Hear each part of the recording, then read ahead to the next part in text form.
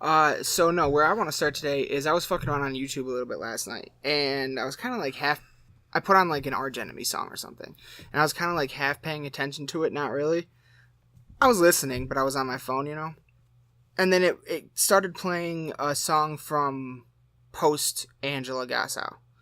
Discount Arch Enemy, as I like to call it. Yep. Well, I would agree any other day. I agreed with you. I have agreed with you on that before.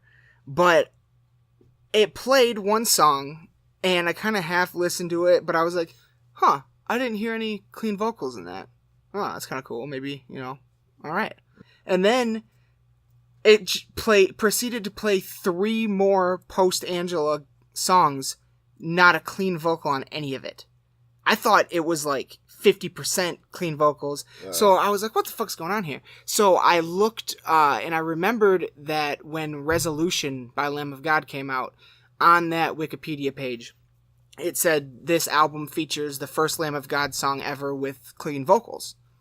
So I was like, I wonder if they made that note on which album Arch Enemy had it on or whatever. So I went to their Wikipedia. I discovered they've only released 2 albums since Angela. I thought they were like 4 deep. I didn't realize it was Chaos Legion and then just 2 more after that. Not only that, they don't have a clean vocal song until the newest album. They only have 1 clean vocal song, or maybe 2. I haven't heard the album yet. Isn't it like an interlude or something like that? I don't know, but the Wikipedia page cited this is the first album Arch Enemy has ever had a clean vocal song on. It didn't say songs. Yeah. So that means that there's at least one other entire Arch Enemy album with none that's still going to be good, probably. Yeah. Because she's still Alyssa White Guz White. Well, I don't remember. It's Alyssa White. That's what we'll go with. Alyssa. She has a great scream. Like, I love her. Not as much as Angela's. Angela's is more of like it comes over the top and like claws at you kind of. Whereas Alyssa's is a little bit more like it's still coming from that mid range, but not quite as on top. I don't know, but it's still really good. So I'm definitely getting that fucking the one that came out after Chaos Legion's. Will to Power, maybe? I don't know. I think War Eternal. War Eternal? Yeah, because that was the one I got. So, yeah, I'm going to get that and listen to it. And then I looked up their most recent set lists. And at least recently, they've been playing like half the set list is from Angela's time in the band. And apparently, Angela is their... I know she's always done their booking stuff.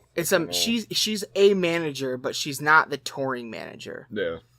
She's like, I can't remember. Like, not merchandise, but something. She's some manager. But it makes me think that she won't, she probably doesn't tour with them. But still, finding all of that out, finding out there's an entire album with no clean vocals on it that I now need, made me a lot more excited for the concert. I mean, I didn't necessarily mind their newer stuff. It just kind of like, I don't know.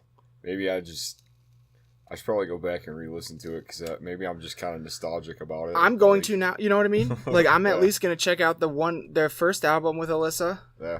I mean, this point, like I said, it wasn't bad. I don't know, because I kind of started because I actually listened to the Agonist a little bit. Okay.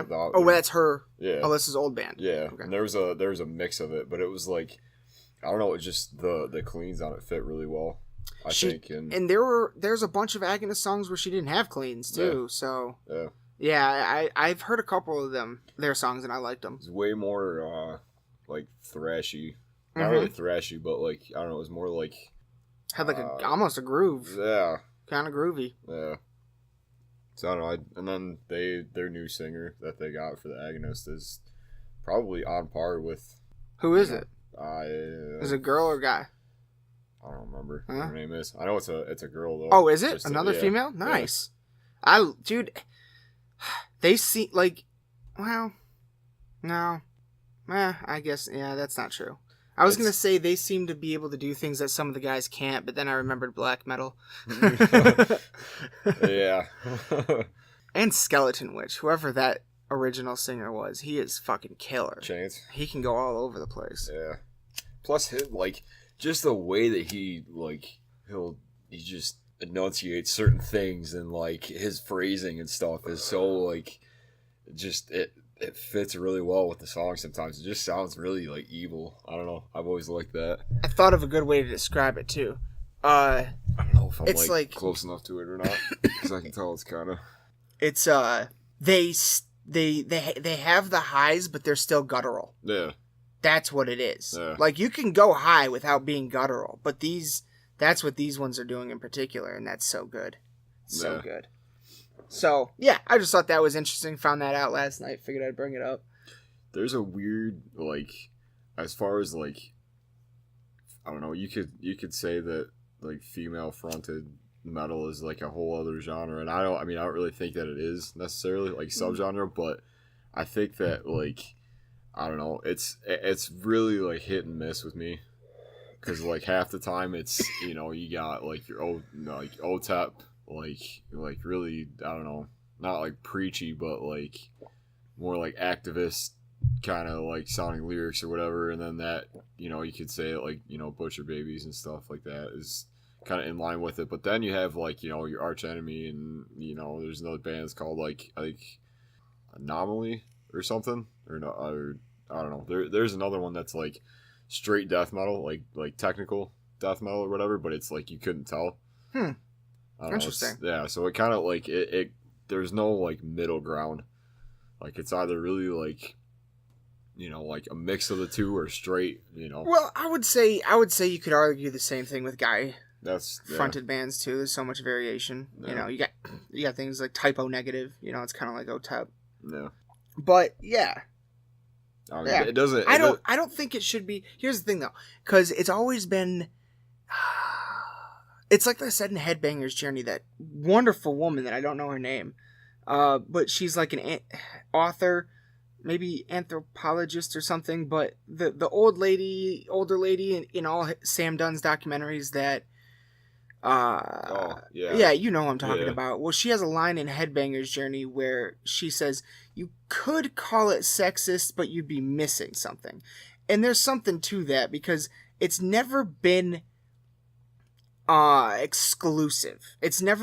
Metal has never tried to exclude anybody except for those who don't get it. And that can be anybody. It has nothing to do with any part of your background. No. Or who or what you are.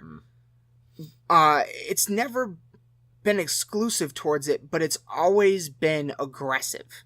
So, and that's the whole point of it. No. And it hasn't been until, well, it's definitely happened before, but there's definitely a wave of females getting into a more aggressive sound now than before.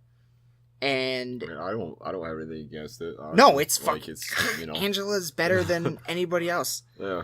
So where was I going to go with that? There was somewhere specific. So yeah, no. Yeah. So it's never been exclusive. So I don't think there's any reason to put it in a separate category at all. They are just part of whatever category of music they're playing. They're just part of that now, you know? Yeah. And yeah, when they're just, everybody's just killing it. Like, so fucking good. So fucking good. There was somewhere else I was going to go with that, though, and I lost it. Damn it. It's going to drive me nuts. Well, I mean, another thing you can kind of mention to bring up along with it is, so it's never been it's never tried to exclude anyone except for those who don't get it. And it's, look, the reason why you and I dress the way we do is because of the mid-'80s homosexual culture. Because fucking, you remember this part? Yeah, I do. Of the movie? I mean, anybody who sees Headbanger's Journey, but you've probably never heard it said that way. You know? I don't. But straight up, everybody was looking at Rob Halford as the most metal god on the planet, and he was wearing leather, black, and spikes, all that shit, and all that shit was coming, like they said in the movie, right out of the gay clubs. So the reason why I have a leather jacket back there, why in high school I wore chains and spikes, was because of the way homosexual people like to dress in the clubs in the 80s. I'm gonna have to disagree with that. How? What is there to disagree about? Because it's where it came from. Now, granted, yeah. when I put on my leather jacket, I was idolizing Bruce Dickinson. I was more into Iron Maiden than Rob Halford. But Bruce Dickinson, go back and watch the fucking video for Number of the Beast. He's in spandex, bro. He doesn't start wearing the leather until Halford does. Yeah. Well, see, neither does Lemmy. Neither did, none of them. I never bought a leather jacket. I was never into Did you ever wear spikes or have chains? Chains, kind of, yeah. Wallet chain? Yeah. Yeah. But that Halford. wasn't, yeah. I mean, yeah, I'm not discrediting it or not saying It's where it came from. Yeah. It's where we owe the look of our subculture to that subculture. Yeah. It's not necessarily why I do it, but it's not why any of us do it. It's just where it came from. Yeah, right. It's just where it's not why at all. It's just its origin story. Yeah, which is actually it's awesome. Kind of yeah.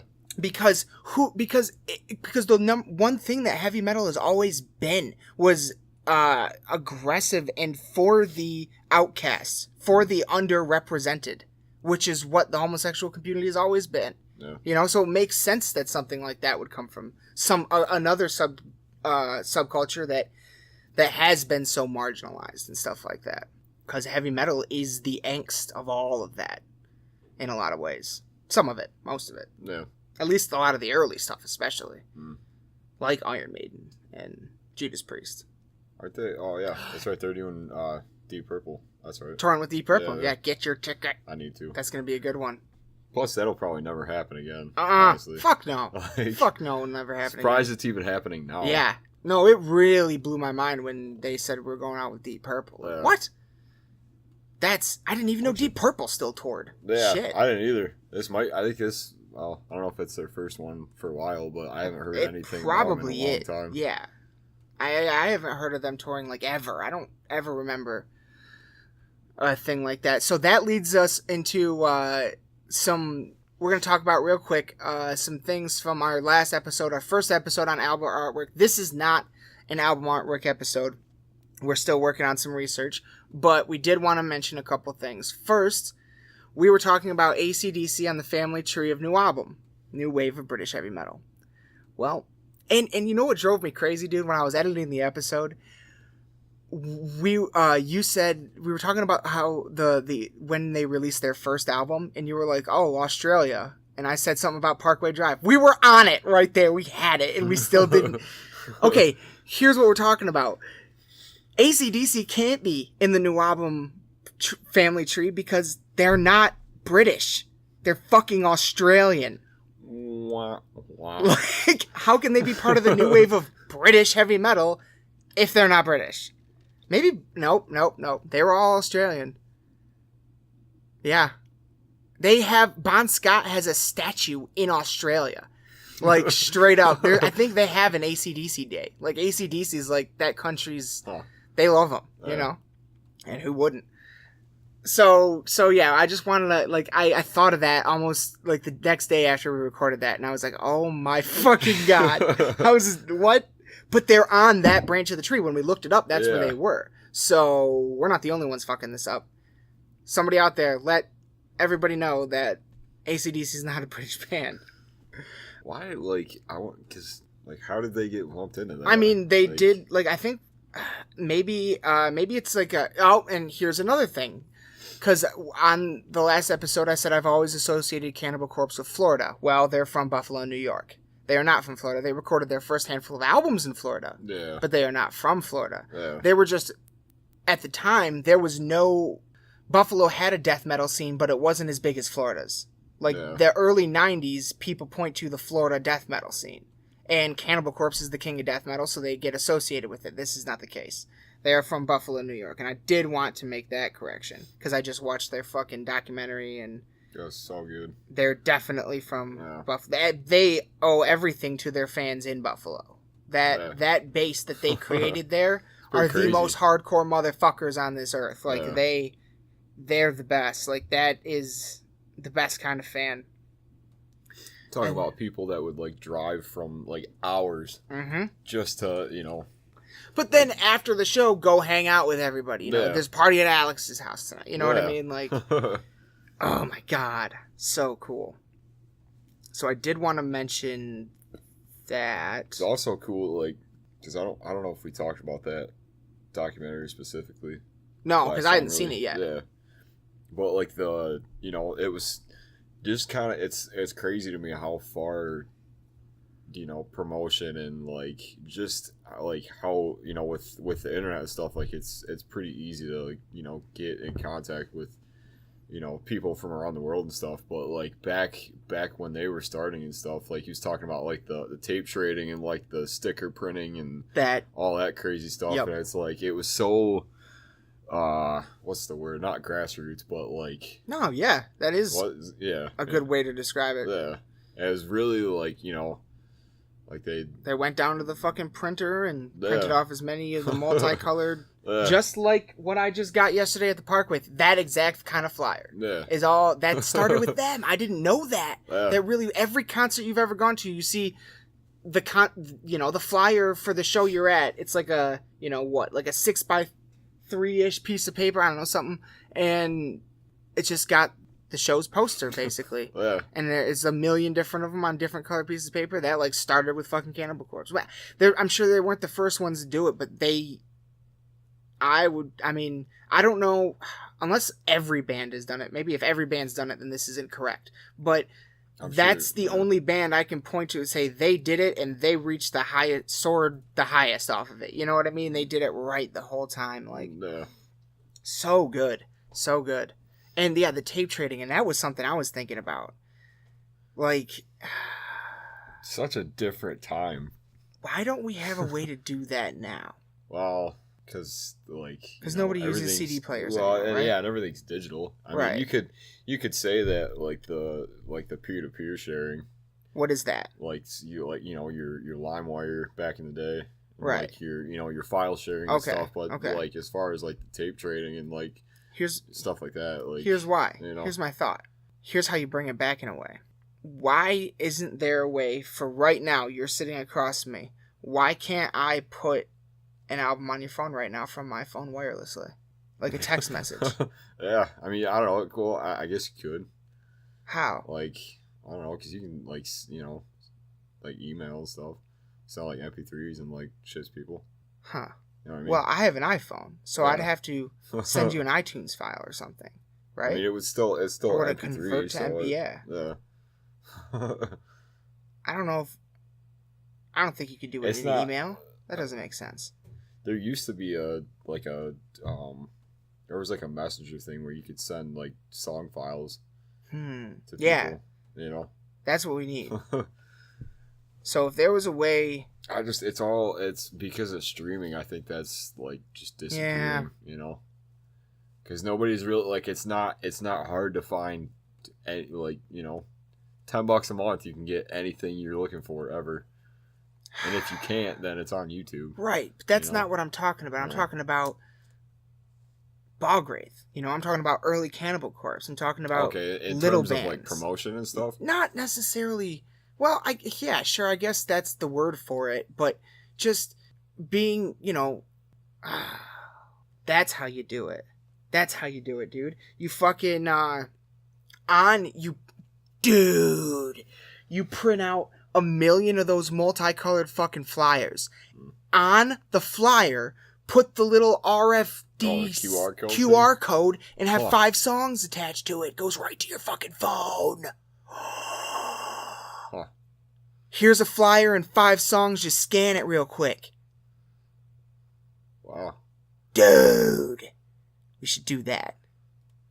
How do you do Why have we that? ever thought about that? How do you do that? There's got to be a way. Well, because I know that with Bandcamp and stuff, you get so many like free download codes and everything. So I wonder if there's a way to. There has to be. I would say it'd be better. Well, I don't know. I don't know how the scanner thing works. I've never scanned anything with my phone, I haven't honestly. either. But Can't imagine it's like that. if I scan it and it immediately puts the file onto my phone, that I would rather do that than have to go to a website and punch in a code. Right? You know what I mean? Yeah. Plus, it's instant too. Yeah. You know. Yeah. It's the instant, because as soon as you add the extra step, you're losing a lot of people doing it. Let's look into that. That's Because I love because there are albums that I have that, like, yeah, you can see it on iTunes, but nobody does. You know what I mean? I'm like the only person that fucking listens to this one in particular artist called The Whale Shark, who, like, is unbelievable. Like, it blows my fucking mind he never got huge. He's not metal at all. He's like, I don't really know how to describe him. He's kind of like, I don't know, like Hawaii mixed with country, like mixed with rock. Just brilliant. And the only reason why I know he exists is because I knew people that knew him personally. And they had his albums and we saw his shows because we knew he was coming through them and stuff like that. So, but yeah, you can see it on iTunes and Amazon. You can get an album on eBay or whatever, but nobody ever does. You know what I mean? Like, no. So the idea of, like, being able to hand someone physical, you can't, that's lost because we don't hand out CDs anymore because nobody has a CD player. No. But a flyer that puts something right on your phone would work. Yeah. Well, plus I think there's a little more there, like, incentive wise to actually, like, listen to it and stuff. It's like when you make that connection with somebody and, like, hand them something, you know, instead of just, you know, them just seeing something, I guess. Yes. So, like, nobody does it anymore. Yeah. Like, it's not a lot. At least there was one time I saw a band called, they only released one album, and I wish they would fucking come back because they were great. They put on a hell of a show. They're called Baptized in Blood. Fucking awesome name. Incredible. They're from Canada. A shark on the cover of it. Like, great band. Yeah. And at the end of that concert, they opened for Hatebreed at the Machine Shop. Damn, that might have been the Winds of Plague show. I don't remember. But isn't that was a band that was managed by Dave Mustaine. Yep. Yeah. At one point, at least. The lead singer was on my way out of that concert. The lead singer was standing at the door handing everyone, I think it was either a flyer, it was something. It was either a flyer with a code to download something or a CD with a couple songs on it. I can't remember. But that right there made me go and check them out more. Got the whole album and love it. You know? Should try to figure that out and do that for Metal Fest. Definitely. That'd be brilliant. Yeah. It's like, sometimes it's hard to get, you know, somebody to, like, because there's 40 bands or whatever.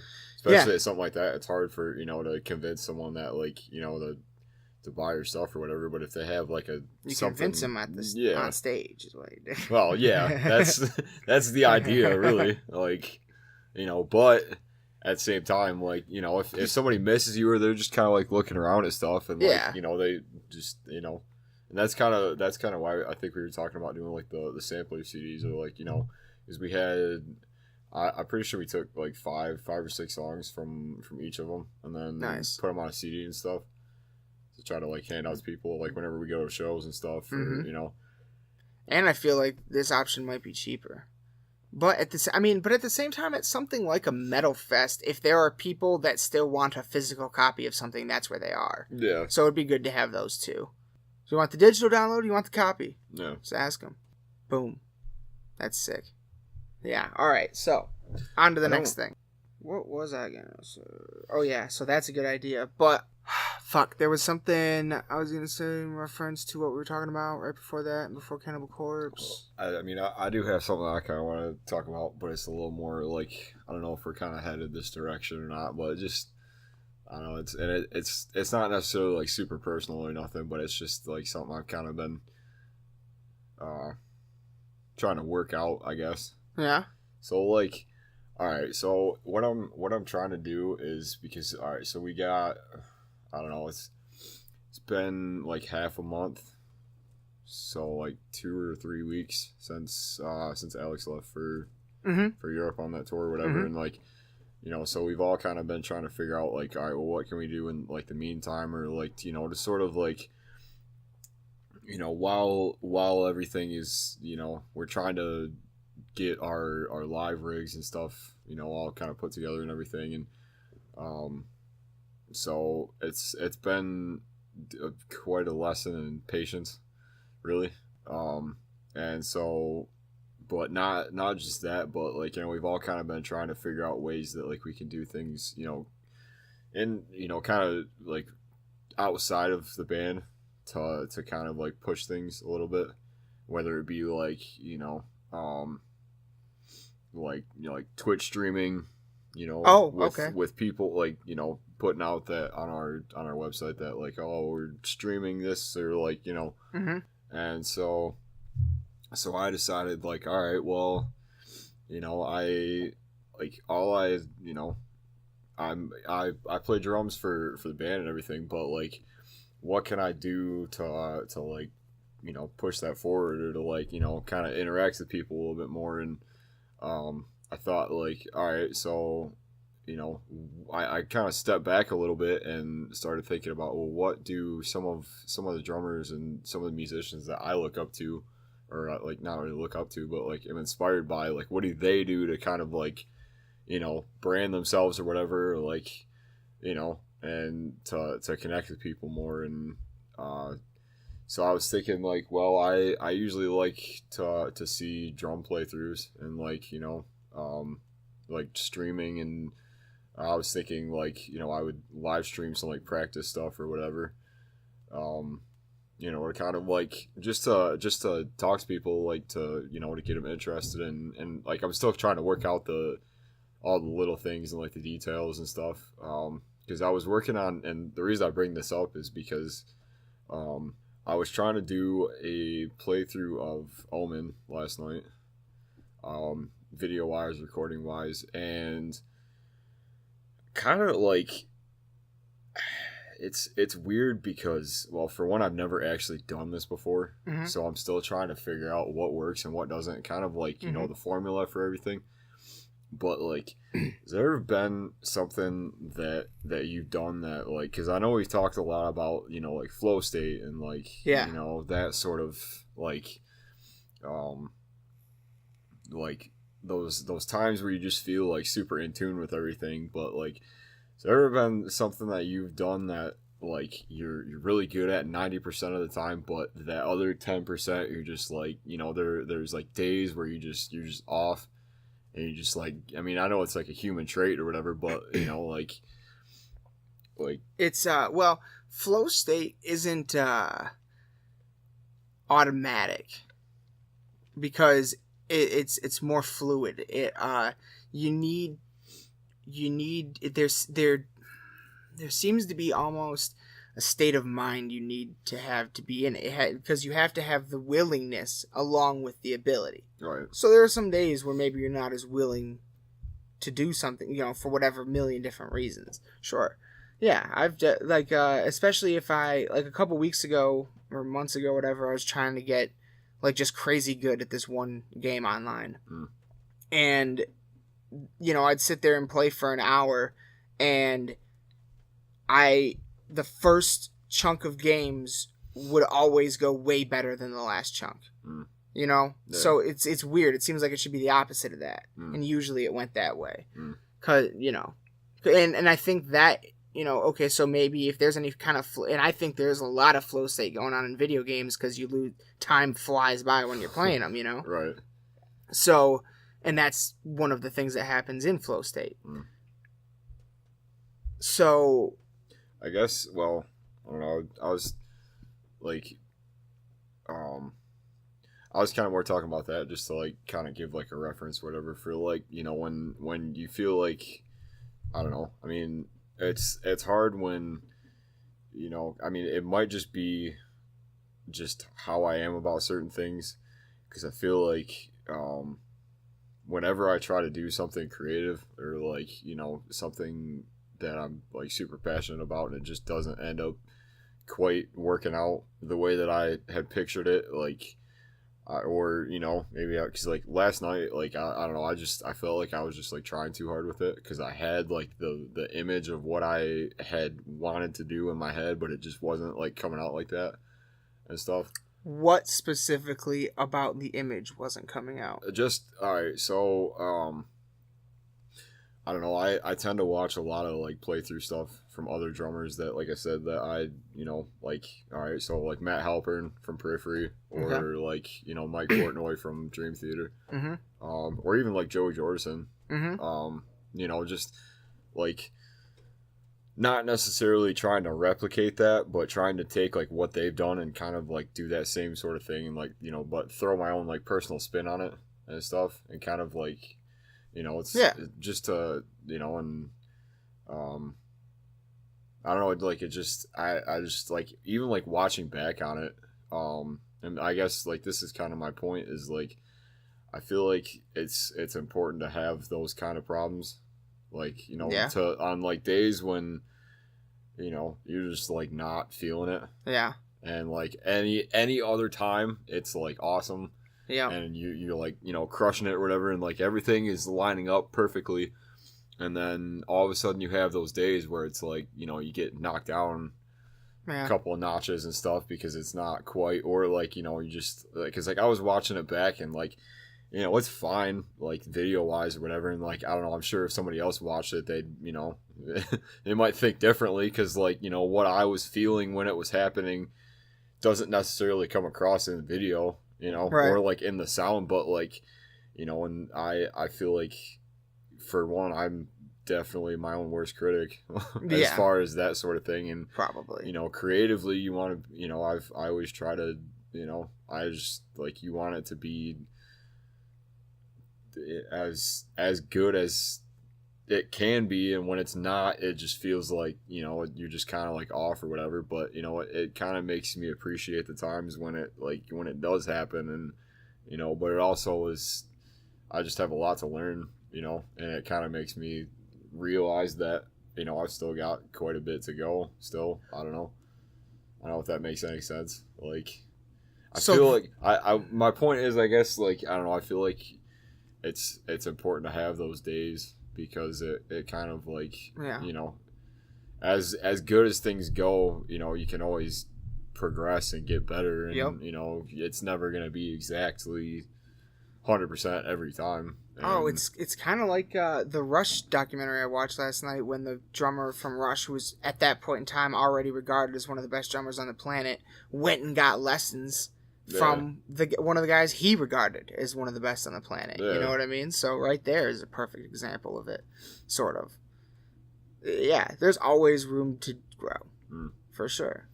And like I don't know, we've been talking about it quite a bit with with the kind of like the downtime and stuff, and I mean, like I don't know, it's been a weird week. I guess in that sense, like, it's I had to really step back and just kind of reevaluate things, because for a while, like pretty much ever since we started writing and recording stuff, and putting music out and trying to like grow and do bigger things and like take next steps and stuff, like it all happened really quickly, as far as like how it all kind of just came together.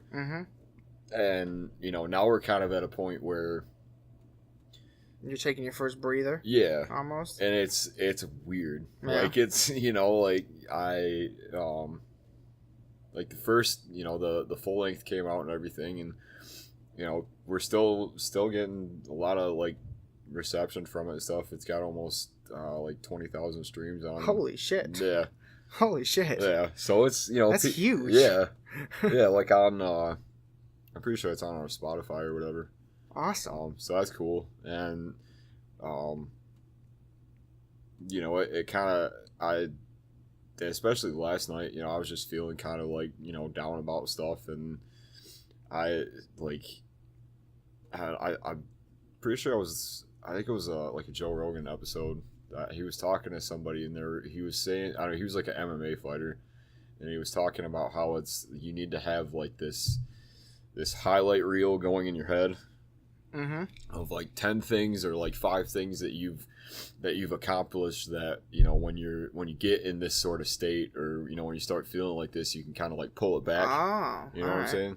So like I kind of started to think about that, and that's that's kind of where I was like, all right, well we've done a lot up to this point.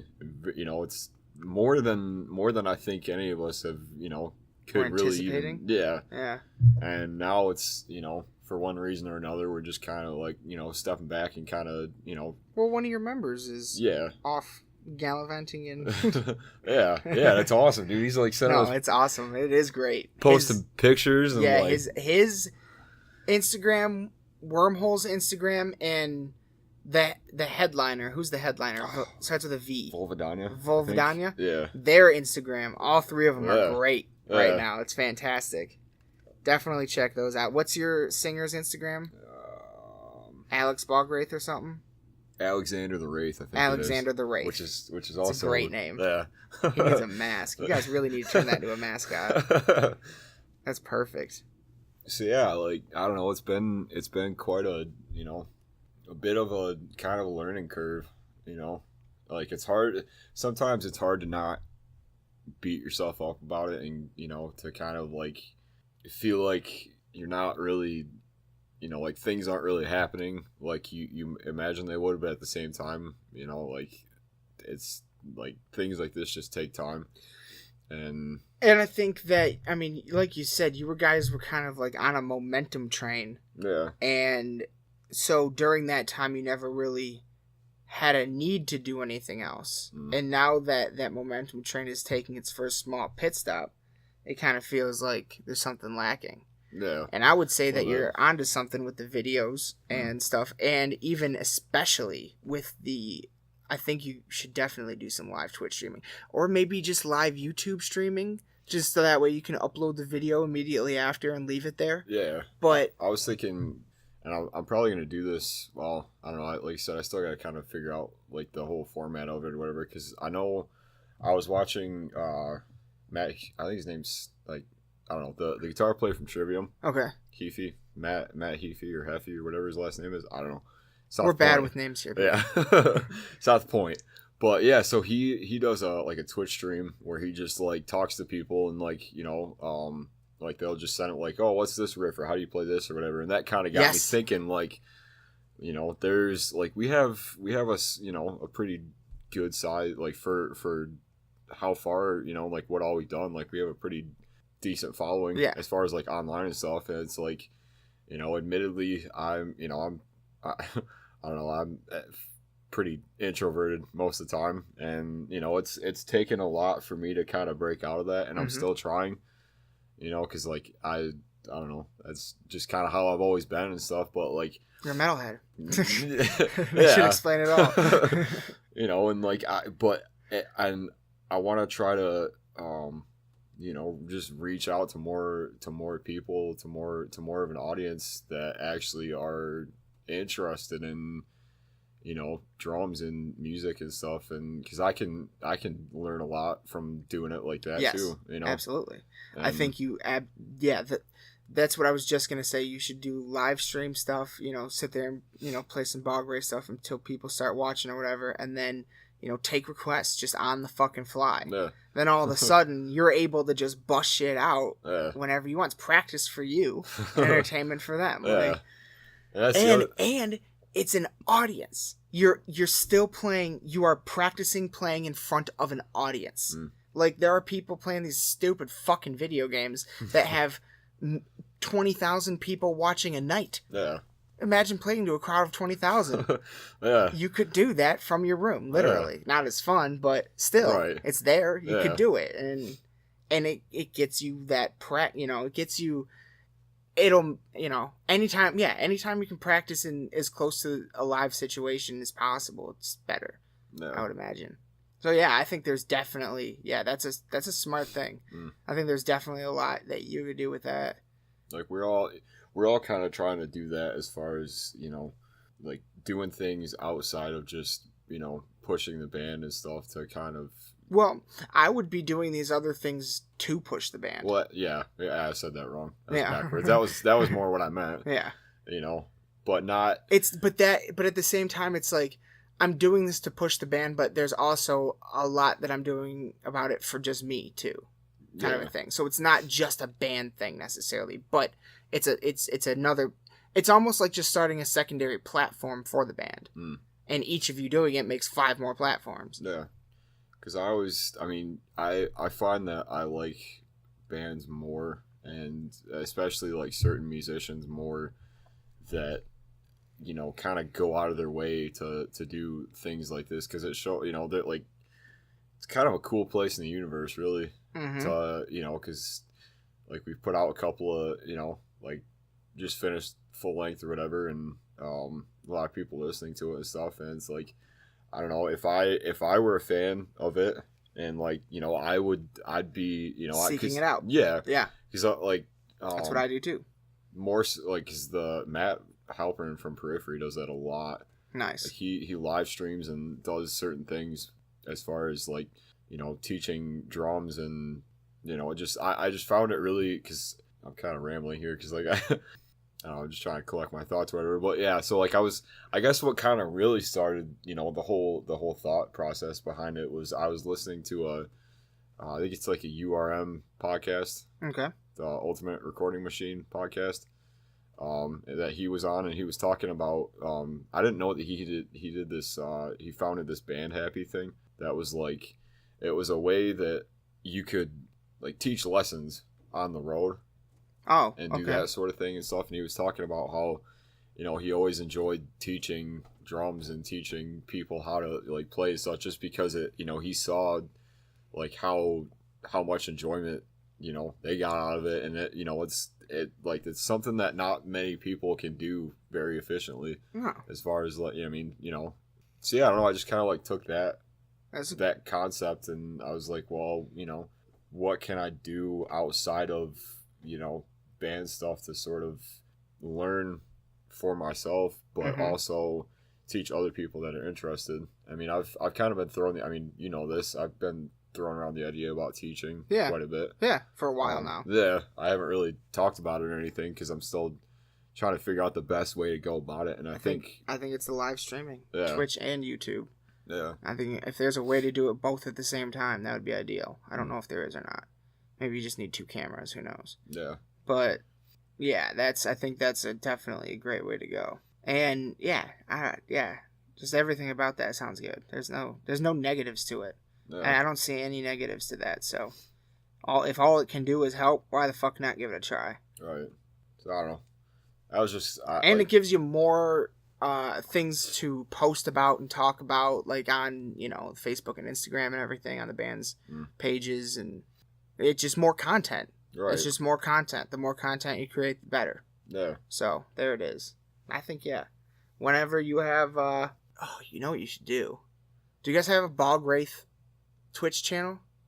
We don't. You should just all do that. It's like a collaborative. Yeah, and then everybody can live stream and post to it, you know? Huh. I wonder if there's... Yeah, I mean, I can't imagine it'd be very difficult. I'm sure you can, like on a YouTube channel, you can have the sub, you know, playlists. Is that what they use? Like whenever it's like separated out into categories when you go to someone's channel page. You know what I mean? Like if you go to like Banger TV, there's that line for Lockhorns. There's the line. Oh yeah, for like your categories, and like your sections and stuff. Yeah. If you could just do that and have each person's name as a category, boom. Yeah, I'll have to look into that. That'd be a good way to do it. Because I know that I mean, everybody's pretty into like video games and stuff. And I know that Mike the other day, I mean, well, he does a lot of like, I don't know, we've played it a couple of times, and I'm not like super crazy about it because it's kind of different, but like, you know, the whole like D&D like role playing type deal. Sure. That's, I mean, he's like I don't know where he gets, you know, his imagination just. No, dude. Here's the thing about D&D. All D&D does is all it is practice for writers. Yeah. Like people who play D&D generally, like they have those imaginations. They can create these whole worlds, and a lot of them are really good fucking writers. Mark Bernardin from Fat Man on Batman, the co-host with Kevin Smith, played tons of D&D when he was a kid. Now he's a fucking huge writer. You know what I mean? I didn't know that.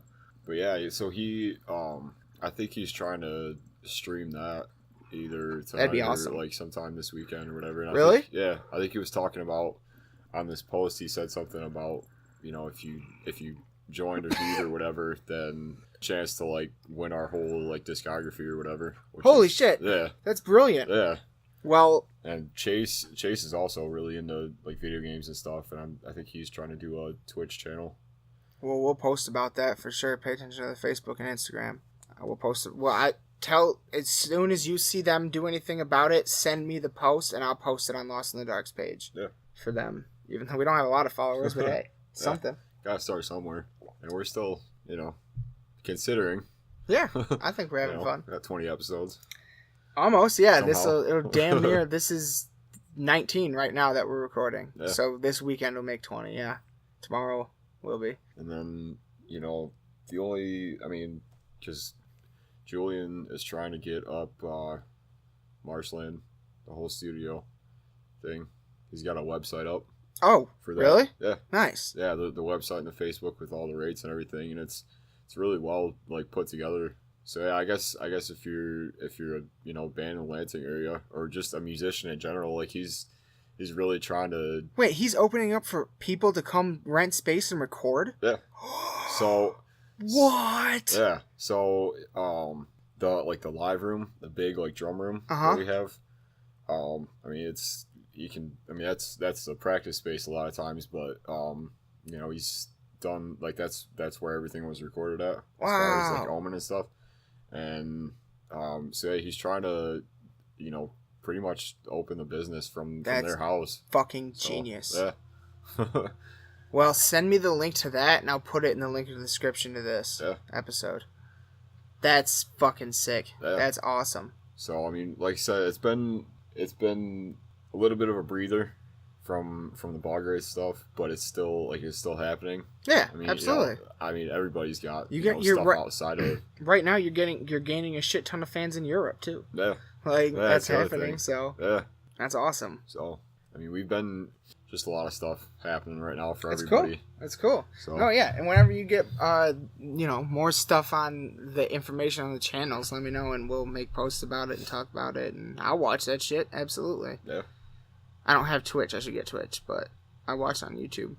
And because I was thinking like, what's the best way that I could sort of get people to want to watch this or whatever, and to be a part of this, and not only just being, a member of the band, but just for like drummer's sake. Yeah. Really. Absolutely. And I figured, the easiest way to do it is just put a couple of videos on YouTube. Mm-hmm. Because that's why I did Omen, because it was one of the first singles that we put out for it. So I was gonna do that one, and then probably 2 others, and then just kind of like push those, and then start talking about doing the live stream stuff, so that people can kind of see what I'm really like trying to do, and like just get people interested in just hanging out for an hour and just like doing drum stuff, I guess. Fuck yeah. So that's awesome. And also just trying to get out of this little box in my head. Yeah. That tells me to stay, locked up, I guess, inside away from everybody. Hell yeah. Because eventually... I think this is going to work. Yeah. I think it'll be great. Absolutely. I'm excited. I want to watch some drum videos. I would absolutely watch your live stream and send in requests. I'd be like, laid to rest right now. Yeah. And then you just bust out laid to rest. And I was thinking, like, because I was actually listening to Palaces today. I've been really hooked on the re-release of it. Dude, it is crazy how, like, bad the original is. Yeah. And it's funny, too, because the original is on Spotify. And it's still a great album, but, like, it's amazing how much better the re-release is. How better, there are entire instruments you don't hear on the original in some songs. And just like the drum tone on it specifically is just like pounding. So like I don't know, I was thinking. We talked about this a while ago. When I was like one of the albums I used to practice to a lot was Sacrament. Mm-hmm. And I was thinking like full drum playthrough of the entire album. Do it. Like absolutely. That would be insane, dude. I know that there are drummers that do like medleys and like parts from certain songs, but I don't know if anybody's done like the full record in one sitting. Do it. Like that could be a new like series for me, I guess, because I have a bunch of them I could do. Yeah. That I've really wanted to for a while. Do it. Yeah. That'd be awesome. So, yeah, I don't know. Just, I guess, I just kind of wanted to talk more just about like the whole learning curve of it, and just feeling, you know, sometimes it takes, I mean, because the other thing was, you know, my dad was helping me out with the video and like with the audio stuff, and you know, I mean, he's the one person aside from myself that can tell when, like, you know, when I'm just not really feeling it, or when I'm, you know, like for some reason, you know, he can just like kind of see it or whatever. And like he kept telling me like, oh, it doesn't look like you're having any fun doing this or whatever. It's like, I am, but it's, you know, I gotta like focus and stuff. And then I kind of watched it back, and I was like, man, like, you know, maybe I just like, I'm just having a day where I mean, well, for one, I'd been up since like 5:30. Oh, well, so, that was probably yeah, right there. And I was trying to be tired. Yeah, and like I was really feeling like ambitious about it all and stuff, and it just kind of missed the mark, and I was just kind of bumming about it. But like, I don't know, I feel like it takes those days to realize, like, you know, you're not going to be on it all the time, and you know, sometimes you just gotta take that and, you know, reevaluate and, you know, try at it again, because, you know, nobody's gonna be perfect all the time every time. Right. So yeah, I just kind of wanted to bring that up. Oh yeah, because you know, oh, it was a good topic. I'm sure tons of other people, you know, same thing. Yeah. Same thing. I definitely have days where I'm like, fuck everything. Yeah. Nobody listens to this podcast. You know what I mean? Yeah. But fuck it. You know, I you know, it's like, yeah, it's doing it like just to have fun. That's the idea. So do it because you love it. Not love it, exactly. And not in it's not always flowers and roses every goddamn day. Yeah. Sometimes. Or for people like us, it's not always. It doesn't always get to be a Cannibal Corpse cover every goddamn day.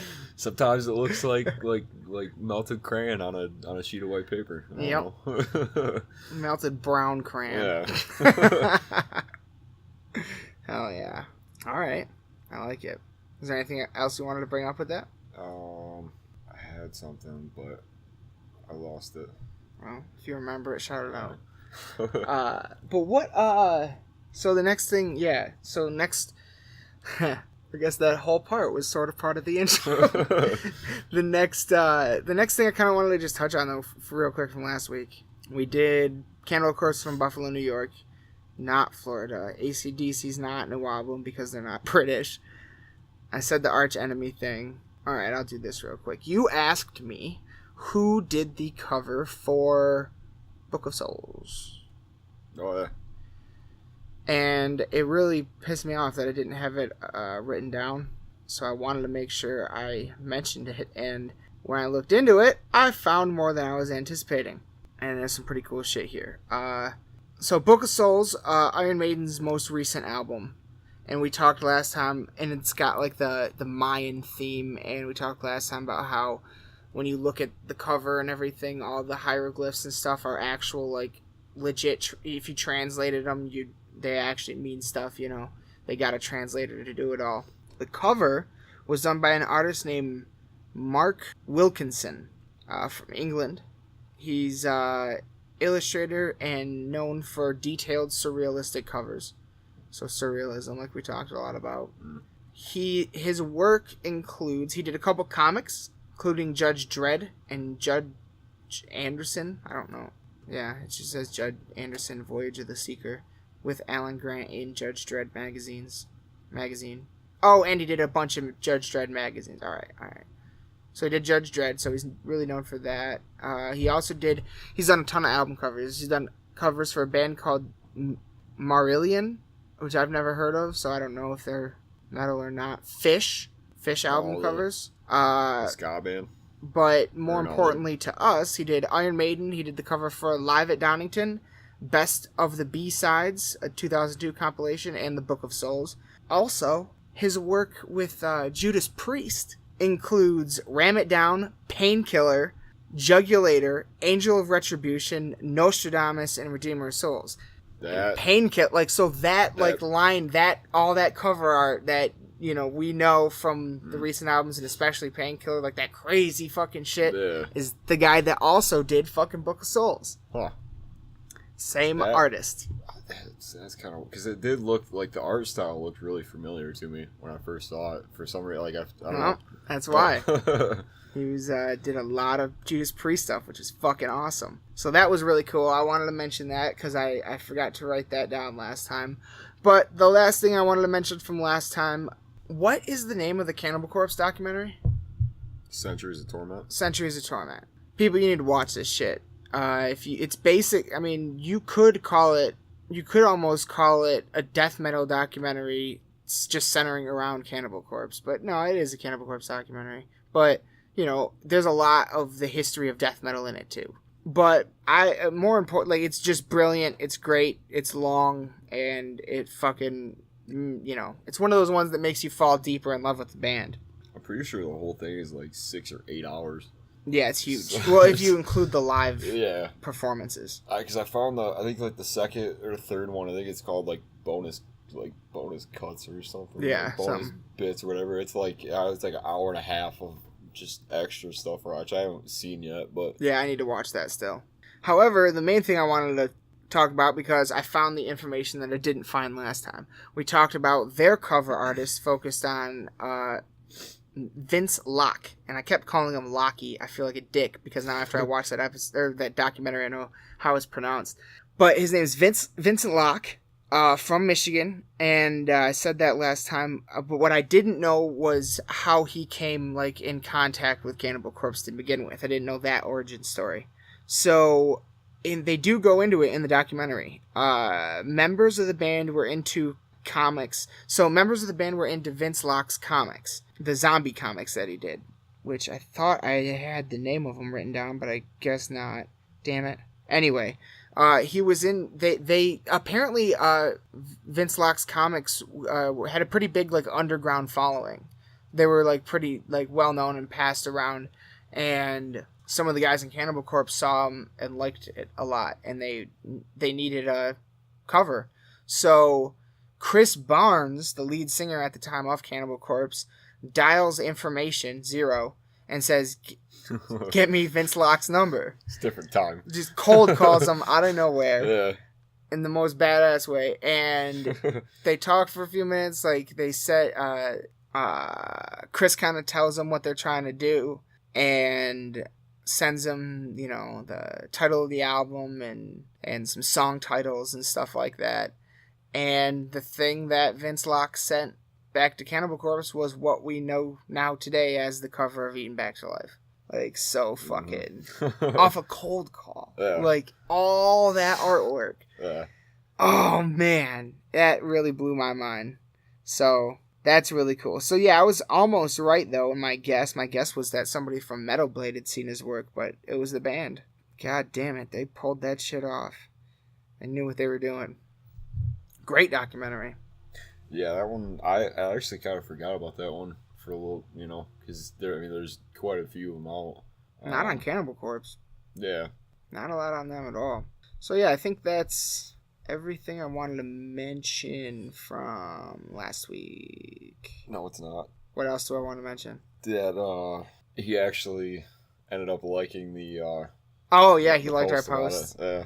And yeah, I almost started crying. I'm such a little girl. No, yeah, but I don't know if he actually listens to the show or not, but if he does, thank you. Yeah. Hey, man. We love to talk to you. And we love your work. Yeah. Your work is unbelievable. So fucking good. So I found, I don't know where I pulled this from or how I remembered it, but the guy that does Lamb of God stuff. Really? Yeah. You found him? There's just one guy? Yeah, he's got a website. Holy shit. Well, we should save that for our artist episode. All right. Save it. So I want to talk about it, but all right. Because he's done a ton of stuff I didn't even realize that he's... Hell yeah. Nice. Because I wanted to... Because we'll do... Okay, so on the next one, we'll definitely do that guy. We'll do Geiger. Yeah. Because we brought that up a little bit last time. And, yeah, pick one more. And we'll do those 3. Whatever 3 the third one is. Something cool, though. Pick something deep from something crazy. Not super, maybe Demu or something like that would be cool because they just came out with a new album. Yeah, I'll sing Behemoth. Which we will be reviewing. We'll do. I don't know if we'll put that in an episode. Maybe we'll start a separate thing. I don't know. But I've heard 6 or 7 out of the 10 tracks, and I think it's great. I'm loving it so far. It's gotten Excellent. pretty positive reception too. So yeah, I'm enjoying it a lot. I mean, it's been 7 years since their last one. So 7, yeah. Yeah.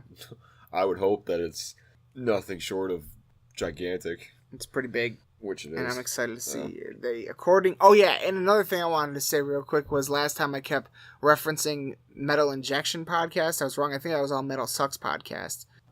Yeah. So every time I said Metal Injection podcast, I meant Metal Sucks. And on their podcast, the guitarist from Demu was on there before Yonan came out and said that this year they're doing just a couple like off dates in the US, and then the next year they're going to do a full length tour. And Iron Maiden said the same thing, except they're doing a full length in Europe, and then next year they'll be here with the Legacy of the Beast tour. So, got 2 big ones coming. Those are going to be great. Man. 2 monsters. Yeah. But I guess the main thing we should probably talk about is that we just went to a Parkway Drive concert. It's interesting. Yeah. It was interesting. It was at the intersection in Grand Rapids, which is a great venue. I've seen Children of Bodom there a bunch of times. I've seen Hatebreed there. I've seen Amon Amarth. I've seen Battlecross. Whole bunch of bands there. I like that place a lot. They have good sound, nice open floor. Yeah. It wasn't because I'd only been there once, and it was like way back. But like I don't know what. As soon as I walked in there, I remember because it was all pretty much set up about the same. Oh yeah. Like it, and except I don't know. I think the front part was different. I think that was all closed off because I didn't know that there was a whole other venue in the front part of that. I don't think that there necessarily used to be. Yeah. I think that recently changed because there's in that building. There's like 3 venues now or something. Yeah, which is crazy. Yeah. I think Matt was saying that Whitechapel played in the front part there. I think it's like the Stash or whatever. That'd be cool. Yeah, that would have been just chaos. Yeah. Hell yeah. It's the only word to describe it, really. But yeah, no, it was like if you have any doubts about Parkway, about their new stuff, just see it live. See it live. Because it changed my perception of it, even though, their first 3 or 4 albums will always be my favorites from them. There's definitely something there on the new one.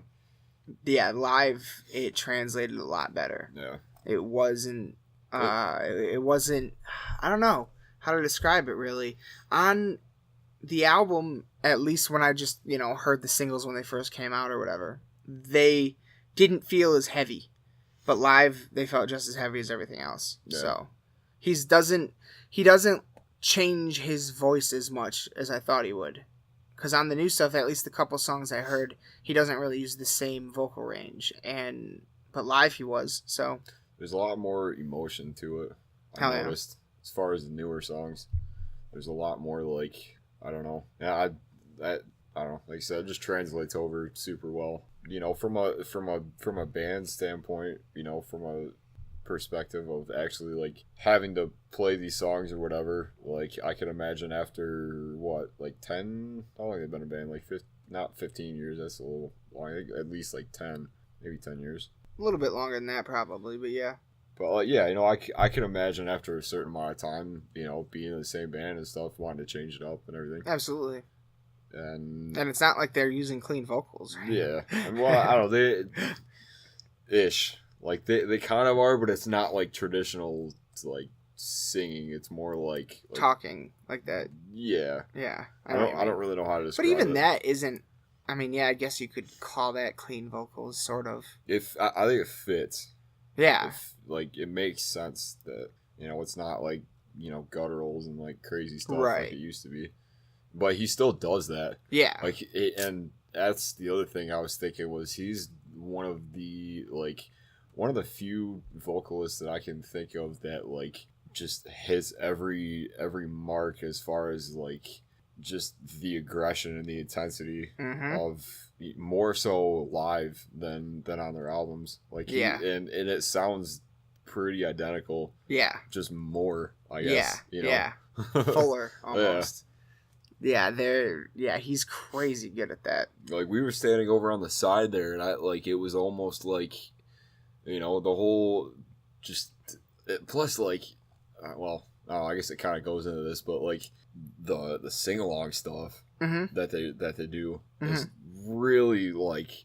There's something about being at a show like that and like hearing a room full of people just chanting. Like, yeah, no, like, it's amazing. Oh. There's so much energy there. Like, and yeah, it was it's sold incredible. out. Like, yeah, sold out show. Yeah, and it was insane. They absolutely destroyed it. Like they came ready to battle. Yeah, and they battled. Like. But I would say the crowd almost won the battle. Like they were just as intense. Like I wasn't expecting the crowd to get that wild. Yeah. It was a fucking madhouse. We were getting like pushed around. Like I said, we were like on the far side. Yeah, we were like on the far side of the stage. Yeah, we were like almost in front, but still. Yeah. And we were still getting all of it. Pit just about broke out when we were standing. Yeah. It was like we were. You know, like that doesn't usually happen in places this size. There's usually just a massive one. But I will say that I think I liked their set list a little bit more when we saw them the last time. Yeah, I definitely did.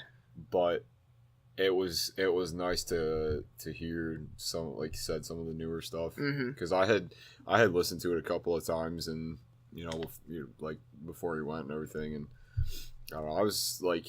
I changed my mind a little bit about it because at first I was kind of skeptic because I was hearing a lot of different things, and I've kind of come to terms with I may as well just, if I'm interested in it, may as well just listen to it for myself because generally everybody's different. Like you can't just because like unless I don't know, unless it's like Saint Anger or something, just like collectively everyone's like, yeah, this is trash. This is like a hot dumpster fire. The guy on Metal Sucks podcast likes that album. But yeah, like I find that the one guy, just like me with Chinese democracy. Yeah, exactly. Like same sort of thing. Like kind of like to make your own opinion about it. And generally, sometimes I never listen to reviews, dude. Yeah. Sometimes you find that like you just end up I learned that when I was young because my parents would always when we would go be at grandma's house all the time, they like every like whatever fucking day it was on, whatever morning, they would always watch Siskel and Ebert reviews of movies, and they hated every movie I loved as like a 10-year-old kid. Yeah. Like every Adam Sandler movie, they two thumbs so far down. When the Godzilla movie came out, the shitty one with fucking Ferris Bueller. Yeah. I, as a 10-year-old child, loved that fucking movie. Yeah. And just because it was Godzilla, it's all it needed to be. And they fucking hated it. And I was like, it was around then when I was like, you know what? Fuck these guys and fuck reviews. Like, they're always wrong. Yeah. So, I've kind of always liked the things that aren't, I don't want to say popular, but like the people that review things always shit on, at least. Yeah. So, but the show, it was when they played, I definitely liked their set list last time more, but I don't think this time the crowd was way better. So I liked that more. Yeah, they were not nearly as intense. The crowd wasn't nearly as intense in Detroit, which is crazy to say. But at the same time, Parkway Drive is a band that attracts the middle of the crowd. I'd say they're more of like a gateway band. Yeah. As far as they're not regarded as metal as Lamb of God, but they're not regarded like as hardcore as Hatebreed. They're just they're kind of somewhere in between. Yeah. So, they kind of attract that middle ground, and Detroit is a place for extremes. And it definitely seems like Grand Rapids is a place for more middle ground, So, even though we saw Lamb of God there, but I didn't see anybody crowd surfing at Lamb of God. And there was only one pit, and it wasn't gigantic. What was that, the Resolution tour? One of the stops on that tour? No, when we just saw him at 20 Monroe. Oh, right. With Behemoth. Wow. Okay. Yeah. Right. Yeah. Yeah. I don't think I saw that crowd wasn't quite as intense as it was at Parkway. So. Yeah, now you say that. That's something to think about. Interesting. That didn't occur to me until just now. Do you think that it's because of because it seems like there's a lot less of that, like as far as him, like Randy saying, like to get people doing that since they're since the whole Since he went to jail. yeah. What about? Wait, what are you saying? Like, do you think that has something to do with with the crowd reaction and stuff, or is that just like the type of maybe it was just one of those nights? Oh, I mean, because I've kind of noticed that like he doesn't really like near as much as he used to as far as like trying to get everybody to like mosh and stuff and like. I mean, he still definitely does though, Yeah. doesn't he? I think he does. I guess there hasn't been. They haven't really released the live things since he went to jail. Yeah. But I don't feel like it's any less when I don't really remember. like I don't remember feeling like that way at least. Yeah. And I feel like it would have probably stuck out a little bit if I'd never heard him say like "tear it the fuck up out there on the dance floor," like he does. Yeah. I don't know. It's just kind of just a thought, I guess. Maybe I don't know. I'll have to pay attention to that when I see him. Maybe he doesn't. I don't know. But like you just said, gateway bands. So something I did want to bring up was with Parkway. Last night, the big radio station here in Lansing is Q106, the big rock radio station. They played a Parkway Drive song. I think it was The Void. Oh, really? Yeah. So that's kind of cool. There aren't clean vocals in that song. That means a full top to bottom song with no clean vocals is starting to get played on the radio. Yeah. I mean, that's... At first, I was like, what are you talking about? That was my first reaction to, oh, now Parkway sucks. They're not cool anymore. They're radio rock now. Fuck that. But then I was like, wait a minute. There's no clean vocals on that song at all. So... Yeah, I think, like, this is the only... Like, there have been stations and, stuff that have kind of come and gone that have played more, like, heavier stuff. But this is, like, the only real remaining station that plays, like, current. Yeah, I mean... Somewhat current. Unless you count, like, the college radio station, but yeah. But they only do, like, one show one night a week that plays metal. The rest of the time, it's goofy as shit. Yeah. So, this is the only rock station in, like, mid-Michigan, pretty much. And it's everywhere. It's been a thing since I've been alive, since I can remember. Oh, yeah. When I went to my first concert at Common Ground to see Whitesnake and Blue Oyster Cult, one of the DJs was like introducing the bands from Q106. So it's around here. It's if you listen to the radio and rock, then that's what you have on when you walk into any fucking anywhere to have like your oil changed or anywhere where the employees have the radio on. It's always Q106. You know what I mean? Yeah. And them playing in just hearing a song top to bottom on a major station like that has no clean vocals on it is unheard of. They've never played a Lamb of God song. You know, they've never played anything like that. So, if Parkway's the band to do it, if Parkway's the band that makes it so you don't have to have clean vocals to get on that audience, then fucking A, more power to them. Like maybe that's what fucking makes metal the most popular music in the world again someday. Well, the non-clean vocals get totally accepted. I always kind of think about it in a way of like, if I were like a younger kid, I guess, like, I don't know, like 10 or 11 still, and like I knew nothing other than like, just hearing this station. Metallica, AC/DC, Slipknot, and then all of a sudden Parkway Drive comes in. It's like, wait a minute. There are songs that they don't sing in?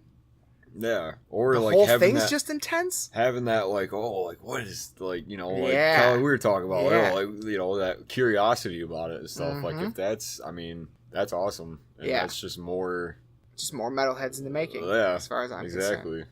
I'd rather a radio station be playing any song from Parkway Drive's catalog than any song from Breaking Benjamin's catalog or something. You know what I mean? Like, so. But I mean, they're also you could argue that a lot of like the rock bands that they play are gateway bands. Yeah. So get into the rest of it. Yeah, but I would also argue a lot of people stop there. So just something interesting. It blew my mind. I was like, wow, that's fucking crazy. That's maybe someday that's going to be a moment in history where like this is one of the first bands I mean, maybe I'm wrong. Maybe some other big stations like in New York or some shit play Lamb of God on rotation. I'm sure Sirius radio stations do and stuff. Right. But as far as here, yeah, like something I can turn on my fucking radio in the car. No, there's nothing. Most of the time, whenever I turn that station on, it's like the same 20 songs they've been playing forever. The fucking god awful Disturbed cover. Yeah, or like Godsmack or something like, I don't know. Nickelback. Dad rock. Yeah. A station that plays Nickelback just played a Parkway Drive song. That's pretty fucking insane. Yeah, when you think about it. Yeah. It blows my mind. But back to the show, though. I mean, I think it was unreal. Sound was good. Lighting was good. Stage good. Wish the set list was a little better, but everybody sounded on point. Yeah, they played Boneyards. That was sick. So, and what I was like really kind of surprised about is that they played Carry On second. Mm-hmm. It's like, yeah, that's usually an ender. Yeah, like this is gonna be interesting. Like, I didn't hate it. I was like, because actually, I really like that song. Yeah, me too. It was cool, but I like that one a lot. Yeah, that and what's that? It's off Atlas. It's got that vocal part at the beginning. What do you mean? I know what you're talking about. Fuck, I don't remember the name of it though. Something Eyes. Wild Eyes. What? Yeah. That like in because we saw him when Atlas was like. Or was that Ire? No, it wasn't Ire. It was the Atlas tour. Yeah, no wonder why that set list was so fucking good. Jesus Christ, that's like seeing Bodum on the Are You Dead Yet tour. Yeah, So yeah, or Lamb of God on the Ashes tour. Yeah, or Sacrament. Sacrament tour would probably have been perfect. Yeah. God, that's awesome. Fuck yeah. Yeah, no, that's a good. I like that one a lot though. I love that song. It's fun live. Lots of fun. It's funny, like, because at that point, like, there's a lot of like drunk, everybody's pre-hammered at that point, and so like it's just funny, like just looking around and just seeing all like or like hearing people that like, I mean, I don't know, I do it too, like you can't really hear yourself, so you're just kind of like singing with it or whatever, but it's like it's so weird to like hear the people around you like yeah. Stop, please stop. That is fun. I mean, it's cool though, because like I don't know, and the grand scheme, like of because like when you hear it as a whole, like as a group, like it's that's the point. Yeah. But just to be, it's not the point isn't to sound good; it's to be loud. Yeah. Yeah. But sometimes it's like kind of cringy. Oh man, but and another thing about that show, I guess we should probably. I didn't particularly enjoy the openers too much. Yeah.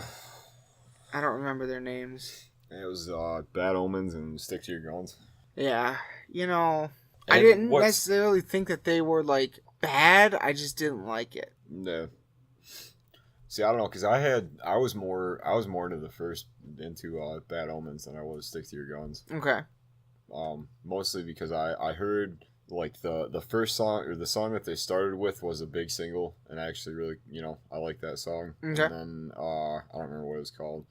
And then the last song that they played was another single that was bigger and stuff. And like I'd heard the album a couple of times, so like I was kind of familiar with it and stuff. But like, and the one thing about them was their drummer, like just I mean, I'm sure it was probably like the way that they had it like EQ'd and like set up and stuff. But like, dude, he was playing like a 4-piece. Like I was looking at like all the stuff that he was playing. Like he had one like rack tom and then 2 floor toms. But like they have a lot of like percussive kind of like, I don't know, like big open space, like ambient type stuff kind of going on in their songs and stuff. And like just the massive drum sound. Hell yeah. For them was really cool to watch and to hear and just being like, whoa, like fuck yeah. That's awesome.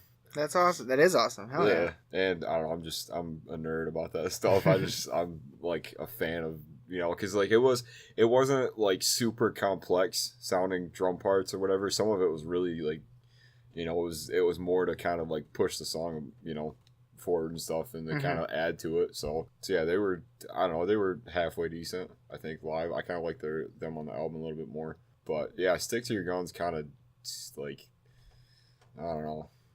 And it was weird watching them too, because like I mean they've been on Warped Tour, they've been a band for like I don't know, probably going on 10 years now. I might have seen them before now that I think about it. Yeah, like they've been around for a while, and like I've heard a lot of things about them. Like, you know, as far as because I always kind of referred to them as more of I always thought that they were more of a hardcore band, and you know, judging from their albums and stuff, because I listened to their new one before he left, and even like some of the singles and stuff they put out, and it was, you know, more kind of like Hatebreed style. Okay. Not as like metal, I guess. It was a little more like New York hardcore, like, you know, what you think of. Okay. I guess less like beat down and more like chorusy. Okay. Like catchy sort of stuff, but like yeah, just I don't know what it was. Didn't translate for you? Yeah, it just like it was. You could tell that like the energy was there, but it needed that one thing to kind of like push it. Yeah, and it just like it never really peaked, or it either that or it just like peaked really early, and it just never really like took off like I was kind of expecting it to. Yeah, like there were like mosh parts and like, you know, circle pit parts and stuff, but it wasn't like it just didn't feel right. Yeah, I don't know. It was just there was something missing to it. Maybe they were just having an off night. That happens. Could have been. Yeah, they're on tour, you know. Yeah, but so, I don't know. Yeah, well, hey, they weren't terrible. Yeah, that's for sure. So it was a good show, though. Yeah, I had a good time. Parkway they killed it. I'd love to see them at an even smaller place than that now. That'd be insane. Yeah. But now that they're on the radio, it's probably going to be Fillmore from here on out. Yeah. If that song catches, you know, it'll get big. It's a good song. It's catchy. Yeah. It's almost more groovy. I didn't really care for it at first, but like... Is that the one that what were people saying about that one? Well, I said something like, what did I say? Like Parktalica? Yeah, that's what. Like, yeah. You and Matt both said that separately. Yeah. But like, what was like? Wasn't there? Weren't people calling it pirate metal? Was that one? Is that the one that's like like kind of like that kind of beat? No. Or is that a different one? I think that's a different one. Oh, I don't remember then. But there was one that people were calling pirate metal. It sounded like Parkway did pirate metal, and I was like, "Oh, I know." You can go fuck yourself. There's only one band that does pirate metal, and this sounds nothing like that. Yeah. So let's just keep your head on. It's just a little more groovy than what they normally do. Is all it is. It's a hooky little riff. Is all it is. Yeah. Like, you want pirate metal, you go to Ailstorm. Yeah. You don't fuck around and say, oh, this sounds like pirate metal. No. Ailstorm is pirate metal, and they are the kings of it. They fucking rule. God, I want to see them so bad. Come to Michigan, Ailstorm. Yeah. We want you. So bad. At the machine shop. That would be cool. That'd be sick. What else? Something else about the show. I don't know. I think the lighting was cool. Lighting was sweet. And just, like... It's always a trip to me to, like, when everything's done and they, like, play, you know, the last song or whatever, and then they, like, eventually get off the stage or whatever, and they flip the house lights on. I hate that. Well, for one, just, like, you know, everybody kind of moved out and stuff, and, like, you know, I was looking around, and, like, for one, it was just, like, probably one of the hotter shows that that we've been to from in recent memory. Like, there's been a lot of them, but that one, for whatever reason, in recent memory, yeah, but that wasn't that bad in comparison to a lot of others. Yeah. That was, like, nothing in comparison to some shit. But, like, because they had a ton of, like, fog stuff and, like, smoke machines and stuff. I swear, like, there was, I mean, I don't know, the floor was all, like, wet and stuff, and, you know, I mean, the way that it normally is after everything, but like the fog and stuff, and then, like, you know, I turn the lights on, you just see everything. It looked like a war zone, dude. And like did you notice? Because we were standing next to an open door. Yeah. Did you ever look out that door? Yeah. Did you notice how much steam was coming out of the room? Yeah. It was like someone had a fog machine turned on at the door and was just letting it go outside. It was crazy. No, the room itself was sweating that night. Yeah. The whole place was wet by the time we left. It was awesome. And it surprised me that it seemed to affect Parkway so much, considering they're from fucking Australia. Yeah. But they were I mean... He was wearing long sleeves. Yeah, that was a dumb move. Yeah. Yeah, they killed it, man. And yeah, he definitely... I mean, I think that he was surprised, though, at how hard the audience was going. They genuinely seemed, like, surprised by how intense it got, which is fucking awesome. Love that. Love that. You don't forget Michigan. I mean, you kind of said something that got me thinking as I was, like, standing there kind of watching everything is, like, especially in this area, there's a big difference between seeing a show in, you know, Lansing as compared to, like, Grand Rapids or whatever, but there is an even bigger difference between Grand Rapids and Detroit. Mm-hmm. Like, and Flint, Detroit. Yeah. It's huge. And it seems like maybe it's more just the area. I think so. Because, you know, Detroit's, I mean, it's definitely a well, yeah. It's heap bigger than Grand Rapids by a lot, yeah. But maybe it's, you know, because, I mean, Grand Rapids is a pretty, like, you know, very, like, working class kind of. They got more money higher out there, up. Though. Yeah. A lot more maybe money. more, like, high class, I guess. Yeah. So, well, I don't know if you want to call it that, but you know what I mean. Like, it seems like a different vibe there as compared to, like, Detroit. It's completely, totally different. It always seems like just, like, more intense. Yeah. Yeah. You know what I mean? Yeah, I do know exactly what you mean. Like, you can tell the differences. Yeah. Pretty easily. Yeah. Because I've seen, just Lamb of God, for example. You know, I've seen them in Grand Rapids and in Detroit. And when you see them in Detroit, or, you know, I've seen Slayer in Grand Rapids and Detroit too, actually. Well, yeah, but Slayer always brings out the fucking most hardcore fucking motherfuckers. But Lamb of God, you see them in Detroit, the crowd is it's the Slayer crowd.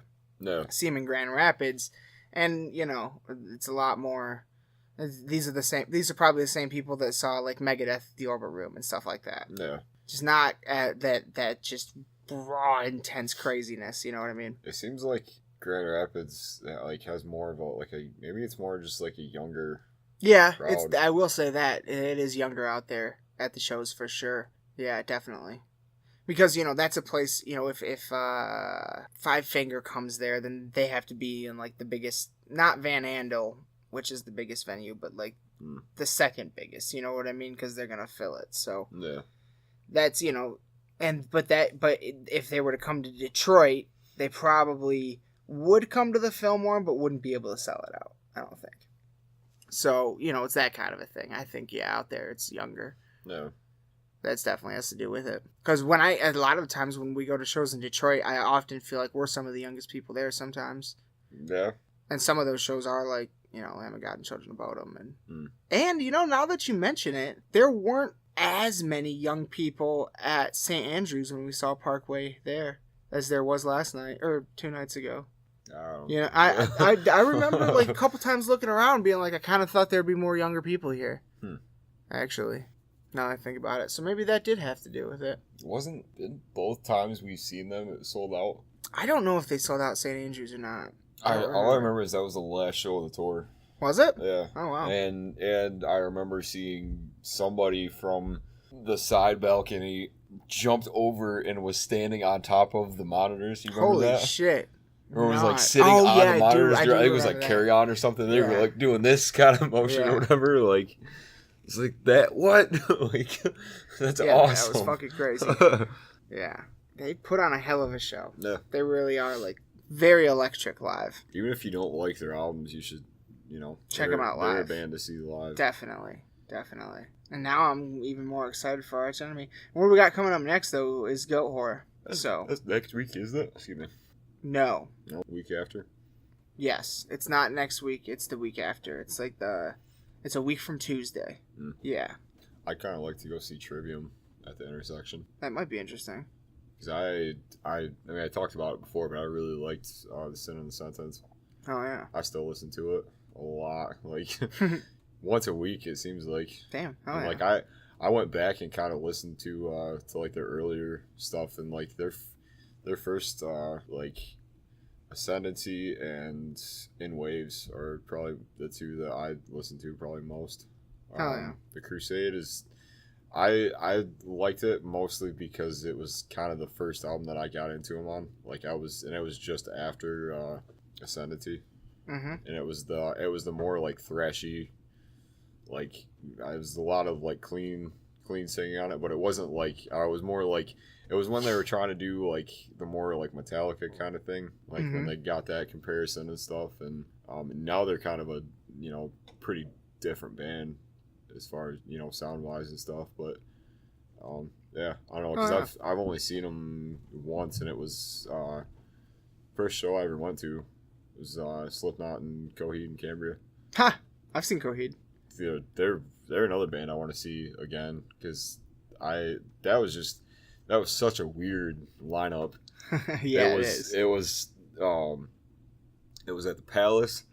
Like I said, it was the All Hope Is Gone tour, so it was the last tour with before Paul Gray died, and it was so Coheed opened it, and then I don't know. This was like years ago. The first concert. Yeah. So yeah, either one of those bands opened, and it was just cool to see from that scale because they always have a really cool stage show. Yeah, they do. I saw them open at the Joe Louis Arena for Linkin Park. Oh man, wow! I bet that was crazy. It was crazy.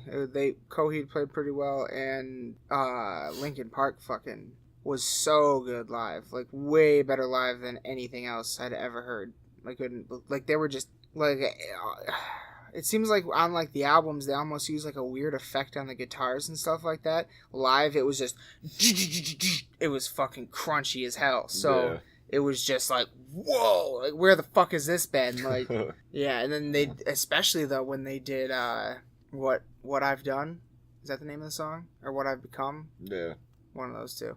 That was really fucking dope live. They had like they had a crazy stage set. And they had like a whole bunch of monitors like suspended, and they were playing all kinds of crazy shit. It was good. Yeah. Bums me out, man. Yeah, that sucks. Never got to see them.